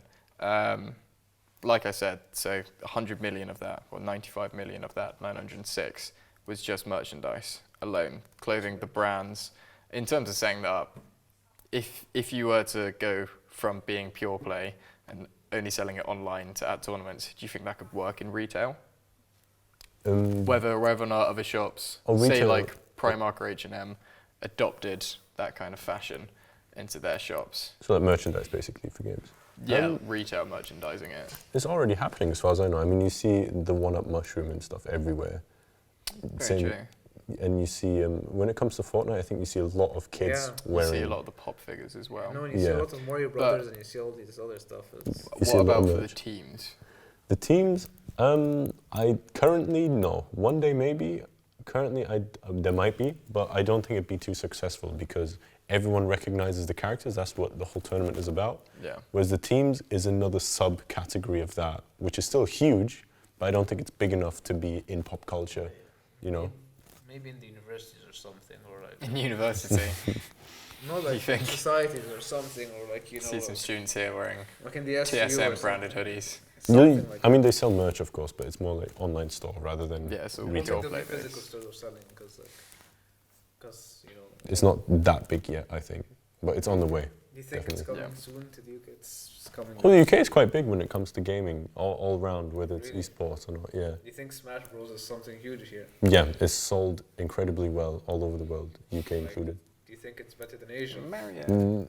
Smash Brothers, I think so. Yeah, Smash Brothers is more of a Western-oriented game. Same with Zelda. Oh, Zelda. When it comes to stuff like Pokemon, that is all over the world. Pokemon. I love Pokemon. But Dragon Quest, that game, for instance, is a lot like JRPGs are a lot more famous in Asian countries. May I ask, what is Dragon? What's it called? Dragon Quest, Dragon Quest. Is it's it like a quest, or is it a just JRPG. So you know when you have traditionally it's a turn-based JRPG. So when you have multiple characters and you choose attack, fireball, that enemy, and then they attack in turn, and then the enemies attack you. It's like Pokemon, but Pokemon with fights, yeah. fantasy, if you will. Do you think esports as a market, the only products esports targets currently that I'm aware of are all kill each other kind of markets? Smash Bros. Yeah, It's they're about like- smacking the hell out of the Yeah, other what is it player. like for more- You got Siege. You got It's a for tactic. nice, chill. You've got to tactically take out the other team. CS:GO, it's all about reaction speed, What's- murdering other players. No, but you have Do you- FIFA and stuff. FIFA's not really an esport though. It's just a dominating market. There is actually a small market for FIFA esports, but it's not as big as other games. But I think that depends. Smash Brothers isn't quite violent because there's no blood as such. It's just very It's very comedic. Just cute things. I don't think it's smacking cute. It's, people out. it's just very comedic, you know, like comical. Like the characters just fly off the screen with this smoke cloud following them. Right. But when it comes to stuff, say for instance, Overwatch and all that. Overwatch is again like the characters don't explicitly die; they just kind of fall over. But again, it's very like destructive. Yeah, These destructive. things Violence. against Like each the other. violence, like if you show these kids these things, it's like you're showing them Again, killing. you have Rocket League as well, though, where it's just about a game of football with cars. Yeah. I think that generally yes, but I think that's just human nature to kind of Do you think? Latch onto the more Yeah, like- violent. like you get like American Murder each football other. is super famous and it's yeah, super violent, you know. Madden, yeah. And you have just that's the general gist towards most entertainment. I think I'm not saying that all entertainment is violent, but when it comes to competition, I think not violence but aggression is almost part of it. I think it's what consumers would pay the most to see. Yeah, I mean boxing, American football, rugby, they're all famous for a reason, you know. Yeah, that's why like FIFA is very like everyone likes to see some football because the after effect of FIFA. I don't know for like American football, but it's very popular in FIFA. People break a lot of controllers. People have fights. People I think that's more of a Put side it on effect of YouTube. frustration. Yeah, no, but it's like the atmosphere. Like we had a FIFA tournament last year, just like the atmosphere of people and like, because you really can't control what's inside the game. Like it's maybe like in Smash Bros. I don't know really, but like you can control the player as much. But sometimes you can't really control the referee in the FIFA game, so you really get pissed So off when if he's you a get. dick, you can't even No, you can't. appeal. He might give you a red card. He might do something. You That's wanna when kill someone. balancing is important again. Because that might mean you lose for an absolutely like stupid reason. Whereas if And it's you balanced, get you really don't. pissed off. Like a lot of not me, but a lot of FIFA enthusiasts would break around maybe in their lifetime or in the year of the game coming out at least 3 to 4 controllers. They will break them. They will smash them. See, in esports, that's Noah's frowned been upon. there. Broken No, you all see of them. No, you will see something like, especially if you're playing Ultimate Team, say like you're playing, and the guy scores like a last minute goal, and you're like on a 1-1, and then he's like a 90 plus goal, and it's like, crap, why the hell am I playing this game? Screw this, I'm running out. I need a pint or something, you know? Sounds like you're speaking from experience. Yeah, that's what Is I'm this getting. a built up frustration No, that I you're lose just a lot. No, putting I lose out a lot now? of FIFA, and I get pissed off. Do you play FIFA? Yeah, I play. Do you a gamble lot. in FIFA? Not really. Like I just don't play it. I like to play Ultimate Team because it's online. Because I used to play the story mode, but I don't like it as much because now like I want to challenge. I want to challenge someone I don't really know, I don't want to see my like where I can get better. While online, you're just challenging yourself. I want to challenge someone. I want to fight someone. I want to get to see where I can go.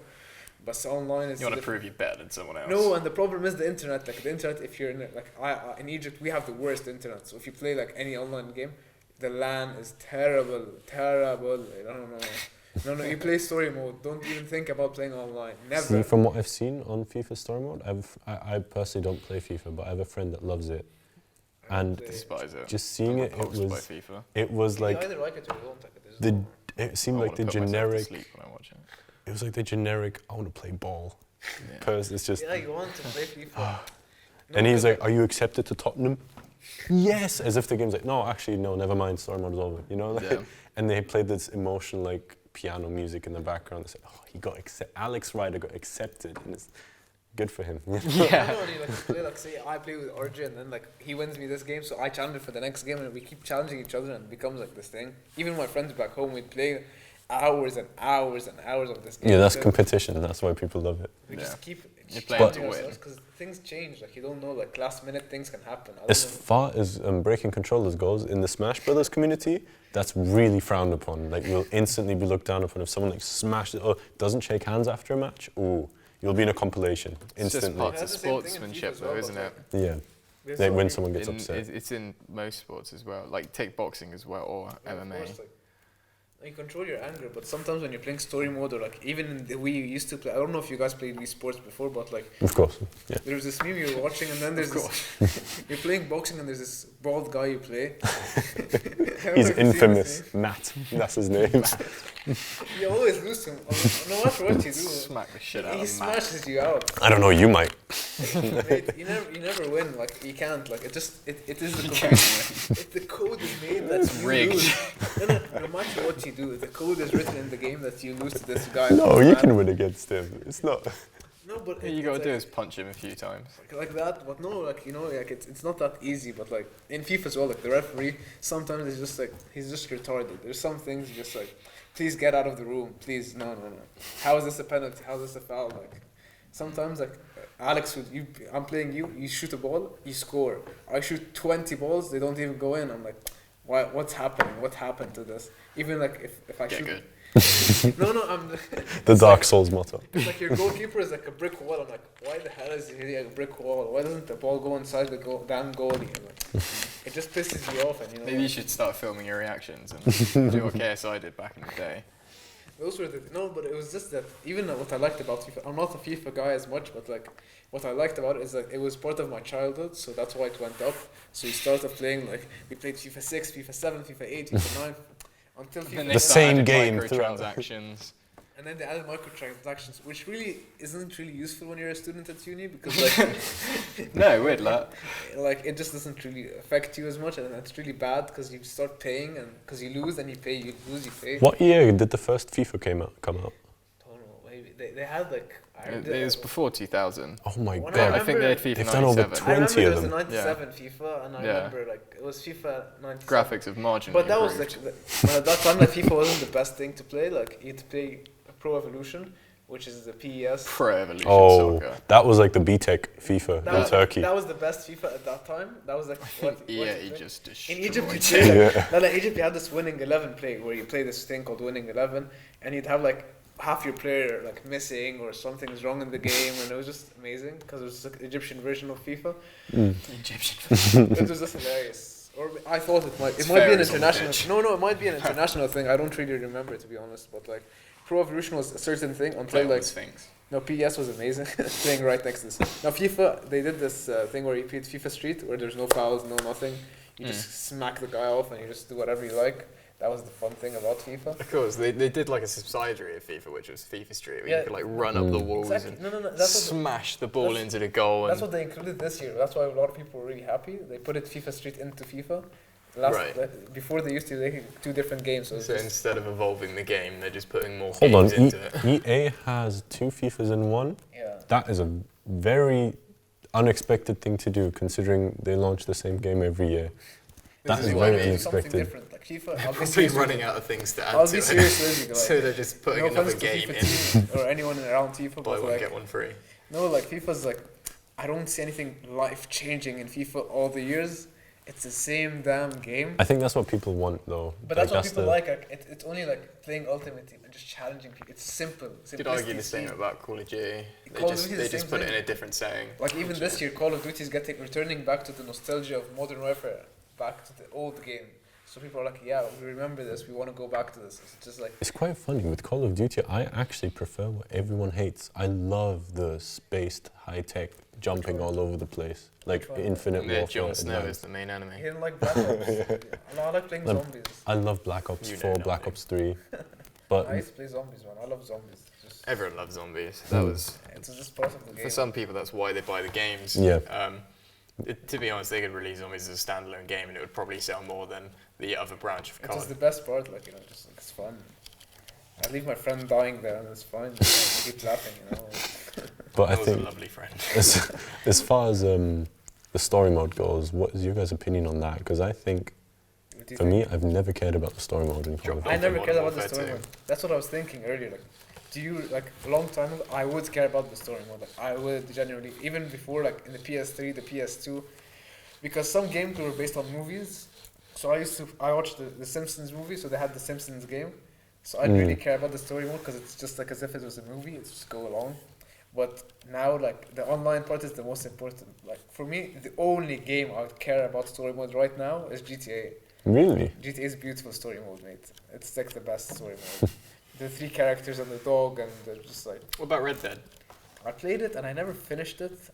I killed my horse. I smacked the horse somewhere and I had 0 money. I couldn't do much and I'm like, crap. Played it, murdered my only ride. No, I was in the middle, like I had to go to another mission and I was like in the middle of forest, 0 cash. And I'm like, crap, what can I do?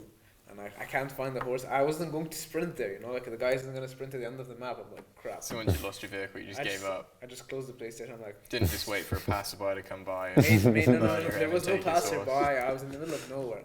And before that, I was playing Red Dead and I'm like... So apparently, every time I go to this town, I'm wanted. I'm like, am I wanted? I'm like, crap, I didn't pay like... So, why am I wanted? No, because I killed He's only a lawman. No, I stole the a one horse. witness. No, I stole a horse and I killed 2 people and I'm like, crap. And then I found out that every time there's like, you have to pay like, if you don't pay your debt... You go to prison. I usually spend all my money and then go to prison. I didn't pay my debt, so every time it kept rising until I didn't have that efficient amount of money to pay it. So I was like, crap, what am I gonna do? And then I tried to find something. I stole someone, I stole some cash, I did something. I don't know what I did, but I just killed someone and I got their money and I paid the debt at the tax.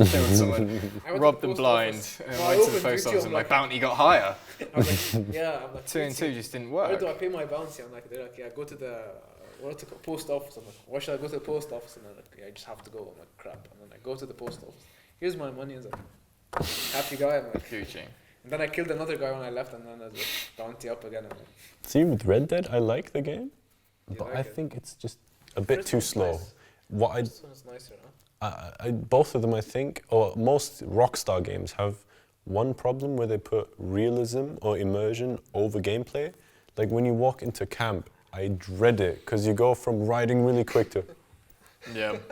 And I just hate that. Oh, that part when you get into the camp and like you're sprinting with the horse and then you just have to sort. Oh, yeah, and when they're like, oh, you can't take the horse into the camp, and then it loads, you're back, and then you can walk slowly all the way up to the camp. It's the thing I find with Rockstar games, as we were saying earlier, how companies make their games to be tailored to esports. When you take Overwatch and League and whatnot, when you take Rockstar and how they make their games, I very much feel they tailor their games to be almost a cinematic that you are playing. Beautiful games. You can't, but you can't have free will in their games. I actually prefer that a lot. People say that a lack of choice is bad.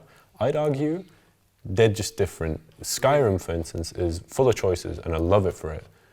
But something like Death Stranding is one story path you're taking on, and I think that's brilliant because it's almost like hop on for this experience, see it to the end.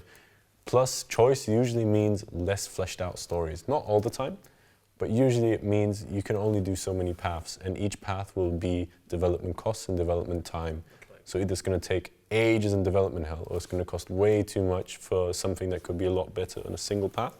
So I think different games suit different stories. Take CD Projekt Red then. and how they make their games. I I'm love sure you've played Witcher 3. Yes. What's Witcher 3? You haven't played Witcher 3. What's Witcher 3? Get out from that rock. What Witcher, is this game? What do you speak of? you are basically a chemically enhanced, that's the best way I can put it, Yeah. chemically enhanced monster hunter who goes around decapitating griffins and slaughtering ghosts and werewolves and other humans Ghostbusters. as well. And killing Ghostbusters. monsters. It's like a Ghostbusters game. And Sure. Call it With- Ghostbusters. Sure. And you have two swords, silver for monsters and steel for humans. Yeah. Wow. Everyone hates witches. You play a witcher, chemically enhanced So you're a guy. witch? A You're not a witcher, witch. it's- A witch is someone who It's I just know. destroys monsters. nothing to do with witch or sorcerer. Nothing with No. witchcraft. It's based off a book. Nothing with book game. witchcraft and anything. I mean, there's witchcraft in it, but you don't play anything to do with a witch. You murder witches. Really? Yeah, you kill a lot of witches. I think the part is the reality of the game being realistic. That's what I like about GTA. I dislike, not dislike, but I prefer fantasy because it's something I can't attain in real life. So I like to Do you think explore it. esports could think- incorporate fantasy in it? Definitely. I mean, look at Fortnite. It's so colourful and vivid. If you look at Smash Brothers, it's a bunch of game don't- characters smashing each other. I'd also say, in terms of how Fortnite plays, though, it's very militant. Militant. In terms of the weapons you get in the game. Yeah, definitely. Do you think like in the With just kind of like this colourful scheme Yeah. filtered on top of it. But it's kind of like the sense of realism where like killing someone won't make your character go, oh, that was, oof, I might need to vomit after that. They're more like dances afterwards and everything. It's just kind of, Fortnite dances. oh yeah, all the Fortnite yeah, you see dances. everyone doing these dances these days. That's even what I on mean. Snapchat or anything, you see that everyone's really little kids everywhere. Like now, it's like. Again, I think it like depends with the market Yeah. on the game. Do you think like today, like when you look at the esports competitions or anything, do you think like people can change their minds, like stop doing this Fortnite or Smash Bros and get into something maybe? I don't know. Do you think they can oversaturate a game? Yes, definitely. And it's very dangerous to do that. I Really? think, yeah. If you look at, what's a good example? I think some games have brilliant support, and that's usually if the support is too good, people get fed up of it. If there's too much to do, you lose oversight. It's just too much. It's too much in the way. Whereas if you're kind of like left demanding for more, you're almost reeled back in. It's almost like holding a treat above your head, but not in a demeaning way. It just only makes sense. Like a lot of Nintendo products sell out instantly, and that's what makes them so desired. Whereas if there's a lot of them, this isn't whatever, Supply and you know. demand are basic economics. Yeah. I think as well, going on from Nintendo games selling out instantly, I think that's also what encapsulates the free games in terms of the biggest growth you see for the launch of anything typically. If it's an established developer, the biggest sales numbers they'll crunch will be at the launch. Whereas if it's like an indie company, it will likely be after they've been promoted by someone else. You'll see those numbers crunch. So I'd say for the esports market, it's always the beginning. The launch of a game is when you will see the numbers highest for streaming it in terms of when it's streamed competitively. Yeah. Over time as well, that's when you kind of get into the game as a service, the updates and maintenance. How do you think you even increase growth from that point? So you've launched a game and the numbers are at the highest they've been. How can you guarantee the next time you'll even maintain that? I think it's a mix of, again, having that treat above your head, not oversaturating the consumer, but also at the same time being quite giving. So constant additions without oversaturating. Maybe simple thing, nothing.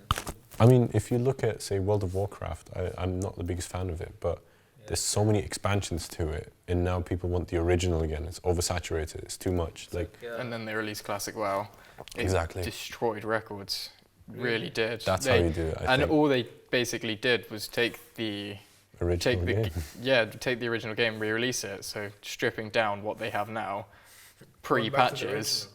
and yeah, there's things in WoW though that are completely phenomenal. Like Yeah. there was that plague that went down during a raid boss fight in the game. You can get cursed with something that applies a constant DOT to you when you're in an arena, and it's only on you when you're in that arena. And then players found that you can apply the curse to your pet, and then when you leave the raid arena, the pet can then reapply it to you, and it spreads to other people around you. Wow. So like it's meant to spread to your team.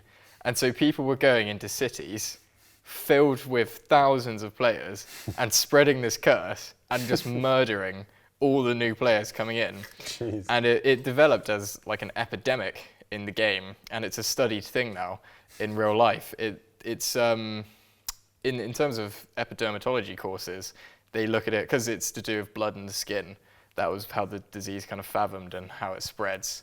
It's looked at in these courses, basically applying how a plague in a game can apply to humans in real life. It's amazing. And it stemmed from a glitch in an MMO. There's a lot of these findings with games. I mean, a lot of the time they implement gamers. There was, I forgot for what reason it was. It might have been a way to get towards being able to cure cancer or such. It's some sort of medical problem that existed, and it had to do with folding a protein properly.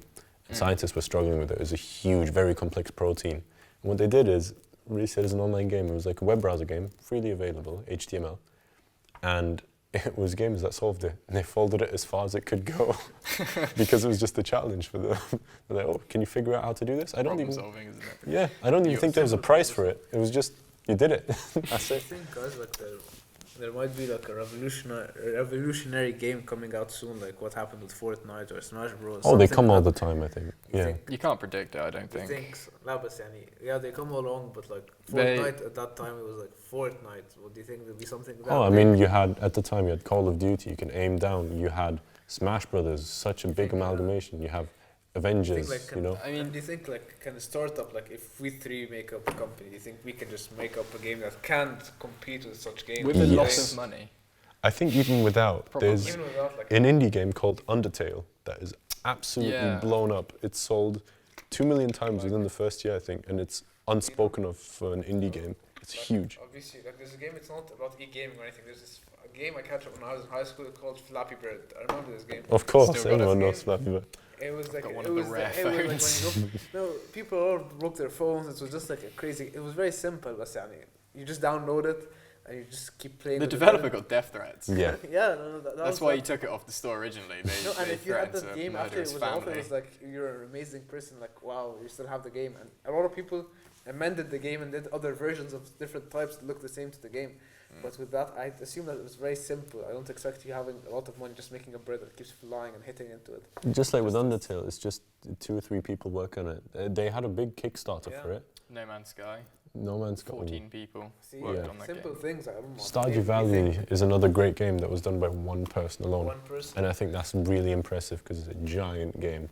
really. Pixelated, but yeah, it's huge and it looks beautiful, it plays beautiful. Could you see these games going into esports? Yeah, do you think you can Um, see them? I mean, they're single player games. I don't think they're more narratives or just pastimes than they are So more of a competitive. story mode and more of a. Yeah. Do But- you think that's because the multiplayer games require bigger funding?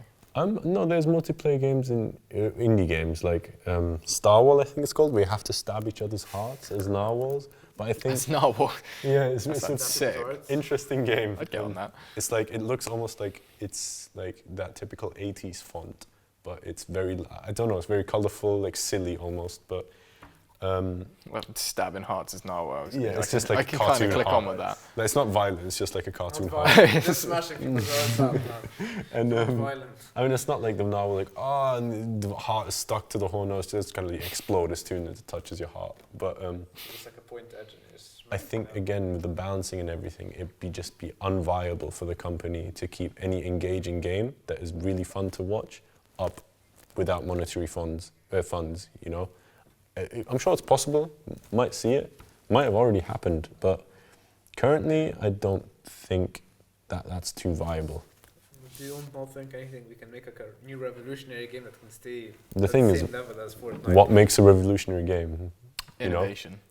Innovation. Take Like- Fortnite, for Like, take example, it though. with take Fortnite with VR. And that's, Fortnite came out in 2011. yeah, but like The story mode, Fortnite came out in Really? 2011. no one heard about it in 2011. No, it was when they hit the It's radical on- innovation of Like launching a multiplayer. battle royale along. Like I said, it came from it was almost like an inspiration from PUBG. I believe And it's the same mode, isn't it? Like, it's, Same- yeah, I believe the concept of battle royale, it was introduced to the game, I think in 2015. It might have been 16. But Fortnite's been around almost a decade. Yeah. You just didn't know about it until it went online. The revolutionary is such a hard term to grasp just because games are entertainment, you know. I think if it's like, oh, we've cured this disease, that's revolutionary. You've absolutely changed your life. And We've landed on Mars. Yeah, and like, of course entertainment can do that for individuals. But I think it's just, there's no like, this game, like that would mean that there's a game that's instinctively better than another or that is more superior. And since it's subjective, I think it's hard to have anything that's revolutionary. Not just revolutionary, but I mean like Fortnite, it's on every guy's, like if you sit in any place and you say Fortnite, even if you don't play it, you know it. So you think maybe Like you're talking more about fame. yeah, then. like just knowing like say the game Archie, the game Archie. Archie. Archie the game about this guy who RJ the game. RJ the game, anything. Like, may that be that the future of this point of time and then until the next point of time, because like you don't see the games of Fortnite exploding, the major explosion that it had, having those celebrities playing that game, having this intellectual people going into joining it and going on.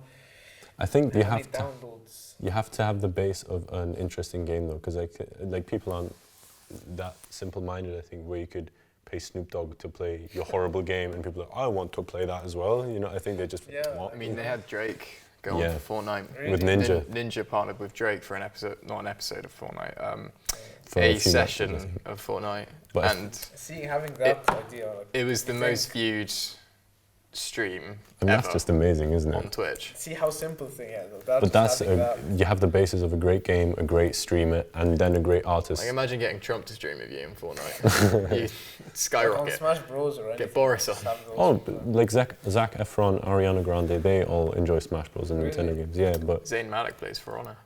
does he? What is Verona? Wow. For Oh, Honor is it's a beautiful medieval simulator is, fighting. I think, what was it? It started off with samurais, Vikings, And knights fighting. I still play it regularly. Is it, Really? is it good? Is it I good? love it. It's games as a service. just like It's been updated for two years straight. Is it just and- online? There's a campaign to it. Can't say it's brilliant. Final boss is pretty cool though. But in terms of online, they do tournaments as well. It's not classed as esports, but it is like tournaments of streamers against each other, and there'll be like a $10,000 cash prize. Not like $100 million. Not like $100 million. It always depends on the game. of course. And like the game is rated as an 18 as well, so obviously you can't have That's anyone well, like I'm saying, younger compete in that. Revolutionary Fortnite, $100 million prize. You see how like having a game at such price tag, like It's mental, that game. like a little kid had that 100 money. mil. Like, imagine it's not about your age, it's not about what you look like, it's about how you can play the game and your mental strategies of how to get to certain places. I think revolutionary defines more a big, massive change for the better, whereas that is more just a But big, gaming, you know, big news, you know. Yeah, man. Big topics, yeah, like headlines and stuff, but like I think as far as revolution goes in games, it's more along the lines of VR. who did it first. You know, that is usually the big argument. Like people say Zelda was revolutionary because it's the first console game that you could save. But then, like if you go back, technically there's other games that could save. Pong wasn't technically the first video game. You had like radar games. It's more just kind of like this made the biggest impact. Yeah, really console games. You go from the Atari a long time ago, and then you go to all these PS1, PS2, Xbox, all these different consoles. Now the PS5 coming out and the new Xbox coming out. Project Scarlet, yeah. Like, would you see like Fortnite with VR? Like that would be the revolution. I think that wouldn't take off because it would. Just like imagine being in that. I don't think VR has really Smash taken Bros. off It that has much. no. It's or more. Smash Bros with VR. Like. Smash Bros. VR, I don't think would be possible. Because it just. Just imagine being next to Mario or Yoshi, man. Just sitting there. That'd be weird. I Throw think. up after about 30 Yeah, seconds. seeing characters fly left and right. Yeah. But Right VR, hook someone off the screen. Oh god. VR is very niche, I think. In the entry barrier, now it's cheaper with PlayStation VR, but even then, it's so pricey to get into it. I mean, buy essentially another console to play it. No, I'm alright. You know, for the games that are offered, no, thank you. Yeah. That's just amazing. It just amazes me how you can get into this world. I mean, that's another point though. In terms of evolving technology, as you say with the PlayStation 5, there's the Project Scarlet PCs. They speak for themselves in terms of how they evolve. How does that impact esports too? Yeah. Is it just a more accessibility? I think technology usually comes with more options. Like Fortnite has, how many is it? 100 people? 64? That wouldn't have been possible a few years ago with what the game's offering. So do you think it's more about the size in game as opposed to the scope of what? I think that, again, always depends. Like, if you have say you have a shooter, but I'm just going to make stuff up on the spot, just for the sake of argument. But say your bullets can't reach a certain distance. Obviously, there's ways around it and whatnot, but say that was the limiting perimeter, and obviously you couldn't have that as a viable option because you never know how far you have to take that into account. I think it's always dependent on the type of game it is and the technologies that are arising. Otherwise, I think any game can become competitive as long as, again, it's balanced and there's an interest towards it. Then that's when the events start. Then that's when people watch. Isn't it like, I was thinking just before we came in, like, how this esports, as it started as a hobby, and now it started to become as a competitive thing. Like, we look at it, competitive. It started as RJ or Alex or Noor or whoever, or James, whoever is playing the game. It was just you and that computer screen or that console, and that's it.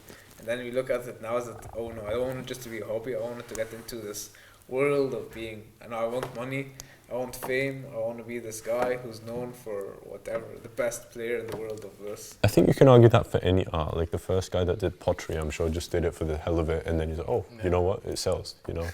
Or painting, I doubt Da Vinci was like, one day my paintings will be sold for millions. Just keep it as a hobby, and some people don't like want to go. Yeah, I mean, once the option's there, why not, you know? Going back to Overwatch and Halo, like we said, Overwatch is very much tailored to be an esport, whereas Halo 3 at the time was tailored to be a sequel to Halo 2. The fact that it took off as an esport, as MLG, it was almost like a stroke of luck. Yeah. I don't think Bungie particularly realised, as the developer, this game has the chance, has the capability to even go huge and make money off of tournaments. Yeah.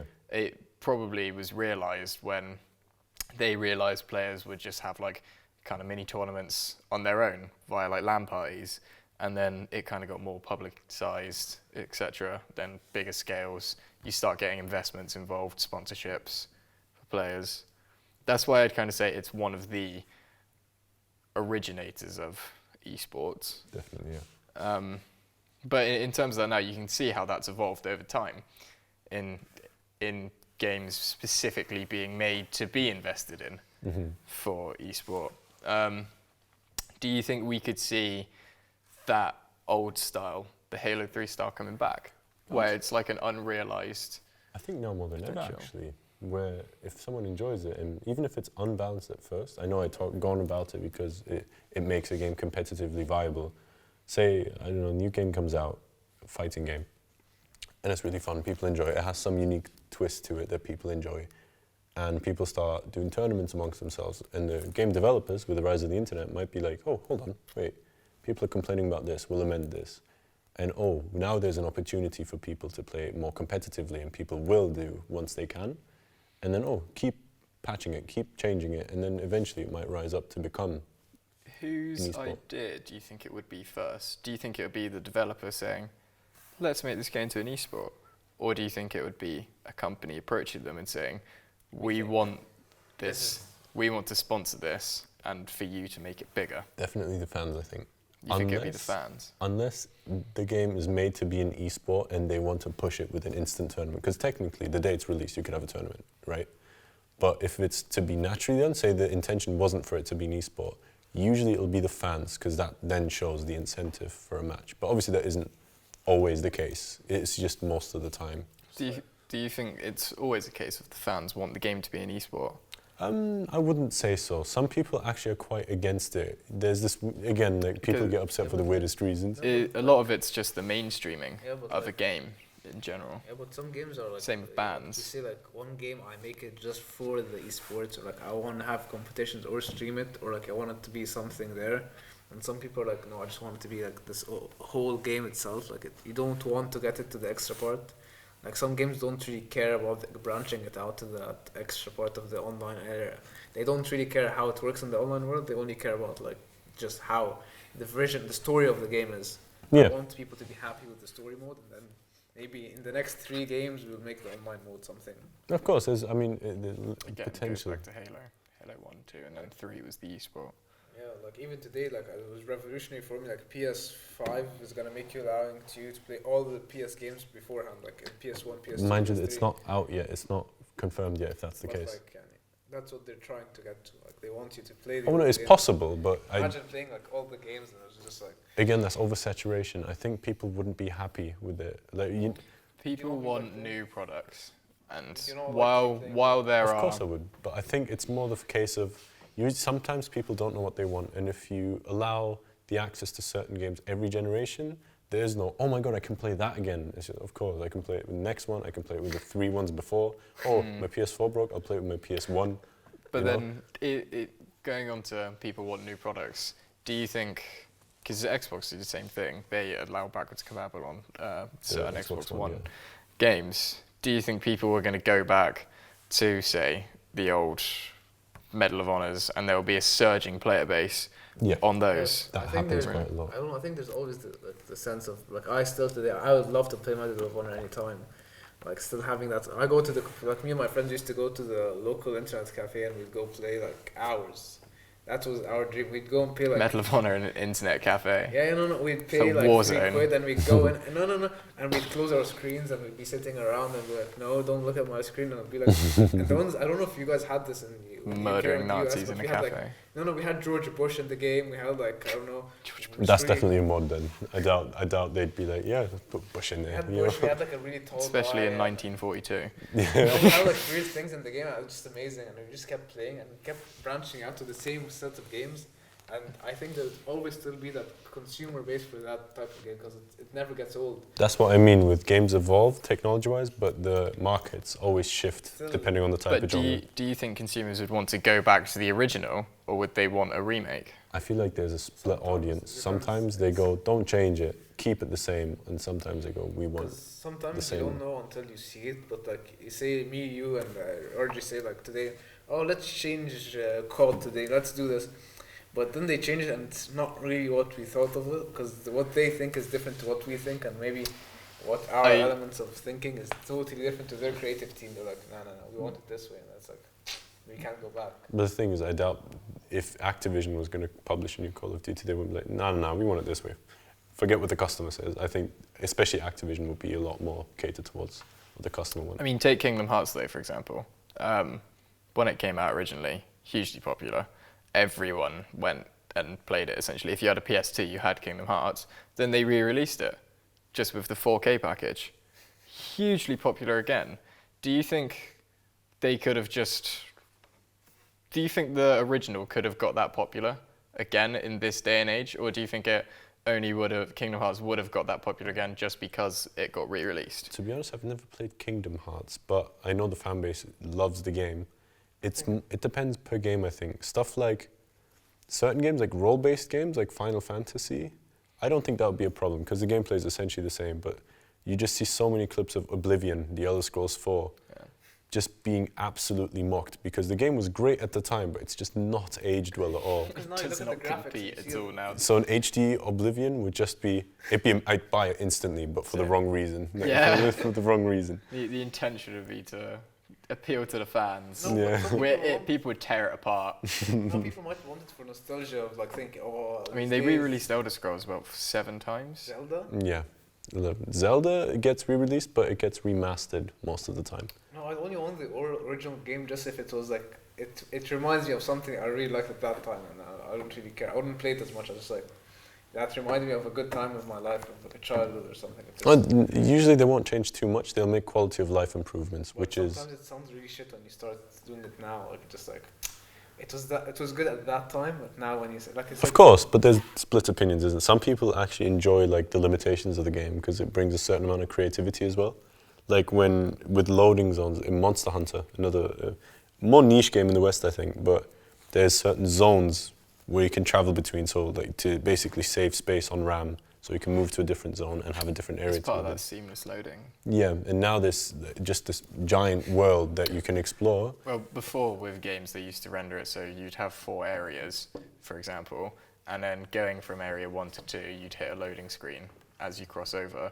Now with seamless load times, seamless rendering, I believe it's called. It's just one giant basically, it's one giant world, but your game renders a certain area around you at a time.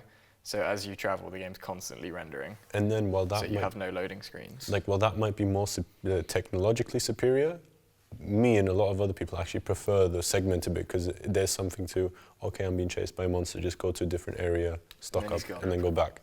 There's different gameplay elements to it. So by that limitation, they actually created a system which some players enjoy more than the newer system.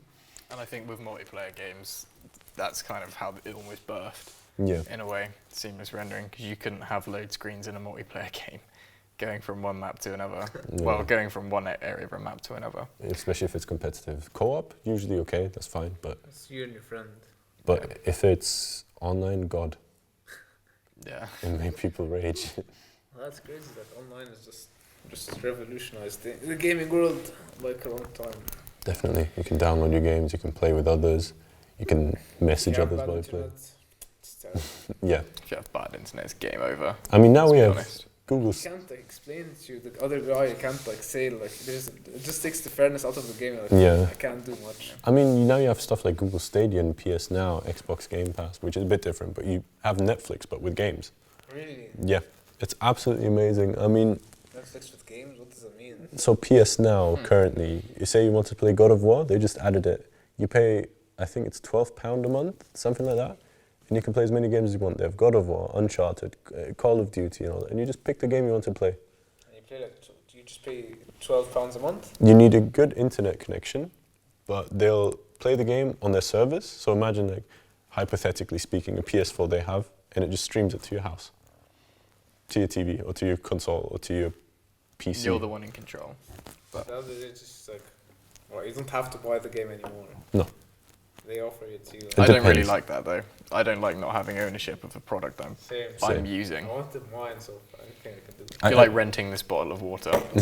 I mean, it depends for me. If it's a game I care about, I'll want it physically. Otherwise, if it's something I've never tried before or something someone told me to play and it's on there, then then I won't really It's care. kind of the same thing with Game Pass. What Microsoft have attempted with that, they'll put games on there for X amount of years, each month adding 3 or so more. Sometimes they're brand new games that have just come out, like Take Out the World, for example. That's what they do on the PS Store. They put games, and sometimes they're like really old games, but for free now that they can just pay like nothing, like 0.2 pence or 50 pence. But I think what Microsoft do with Game Pass is incredible. You can Because now- download the games. You Well, don't the have to stream. library's so expansive now of It is. games, and you Same pay thing with the PS Store. X amount a month, and you have that. You don't need to buy a game in that regard. Yeah, If- it's again a streaming service, but you can download it rather than but stream because games stay on that library for years at a time, Years. it. Yeah. So you- instead of buying the game, you just buy a subscription, unlike like and then Xbox you or just, Netflix you PS4. just download from the library what you want. It's really So- good for new players. So wait, so you can pay like say £20 a month, and then you have It's what, not that. It's like £9 a month, £9 a month. and you can get a £55 game that's just come out and Yep. try it out. Is this something new, or is this like? This has been going since it's- about 2016, I think. Something like that, yeah. It's Game been Pass around launched. for quite a while. I usually just buy the game, or I haven't really bought games. No, yet. 17 at launch. I just buy FIFA, and that's it. You're one of them. I'm one of them. You're either on two sides. You're either on the shooter Get out of game. this podcast. No, you're either shooter game guy, or you're the other FIFA guy. No. You can be quite expansive. Like, I love Death Stranding. I'm not gonna lie, I've also played Luigi's Mansion. I love that game. What's but Luigi's Mansion? Looks interesting. It's Ghostbusters, yeah, but with Mario. it's like Ghostbusters with a vacuum. Really? I play Fire Emblem, a strategy game. Oh, Like, you're I like all expansive, no, you know. on PS, like when I had the PS3, I used to play every game. Like I tried. They had this game called Resistance where you killed aliens. Yeah, and all Resistance. that. I started. I think we should look to wrap up in a second as well. Yeah. to wrap Yeah, up. but continue what you were saying. And I was just saying, like, it's just like I'm opening up to play all the games, but like now I'm just a FIFA guy, and then I'm focused on uni, and Yeah. there's no time for fun. Of games. course, but that's when like short bursts of games are I'd usually love to go better. into arcade. That's it. But in terms of like esports as a sector, then that kind of. Booming. It's amazing. We're gonna see it evolve a lot, I think.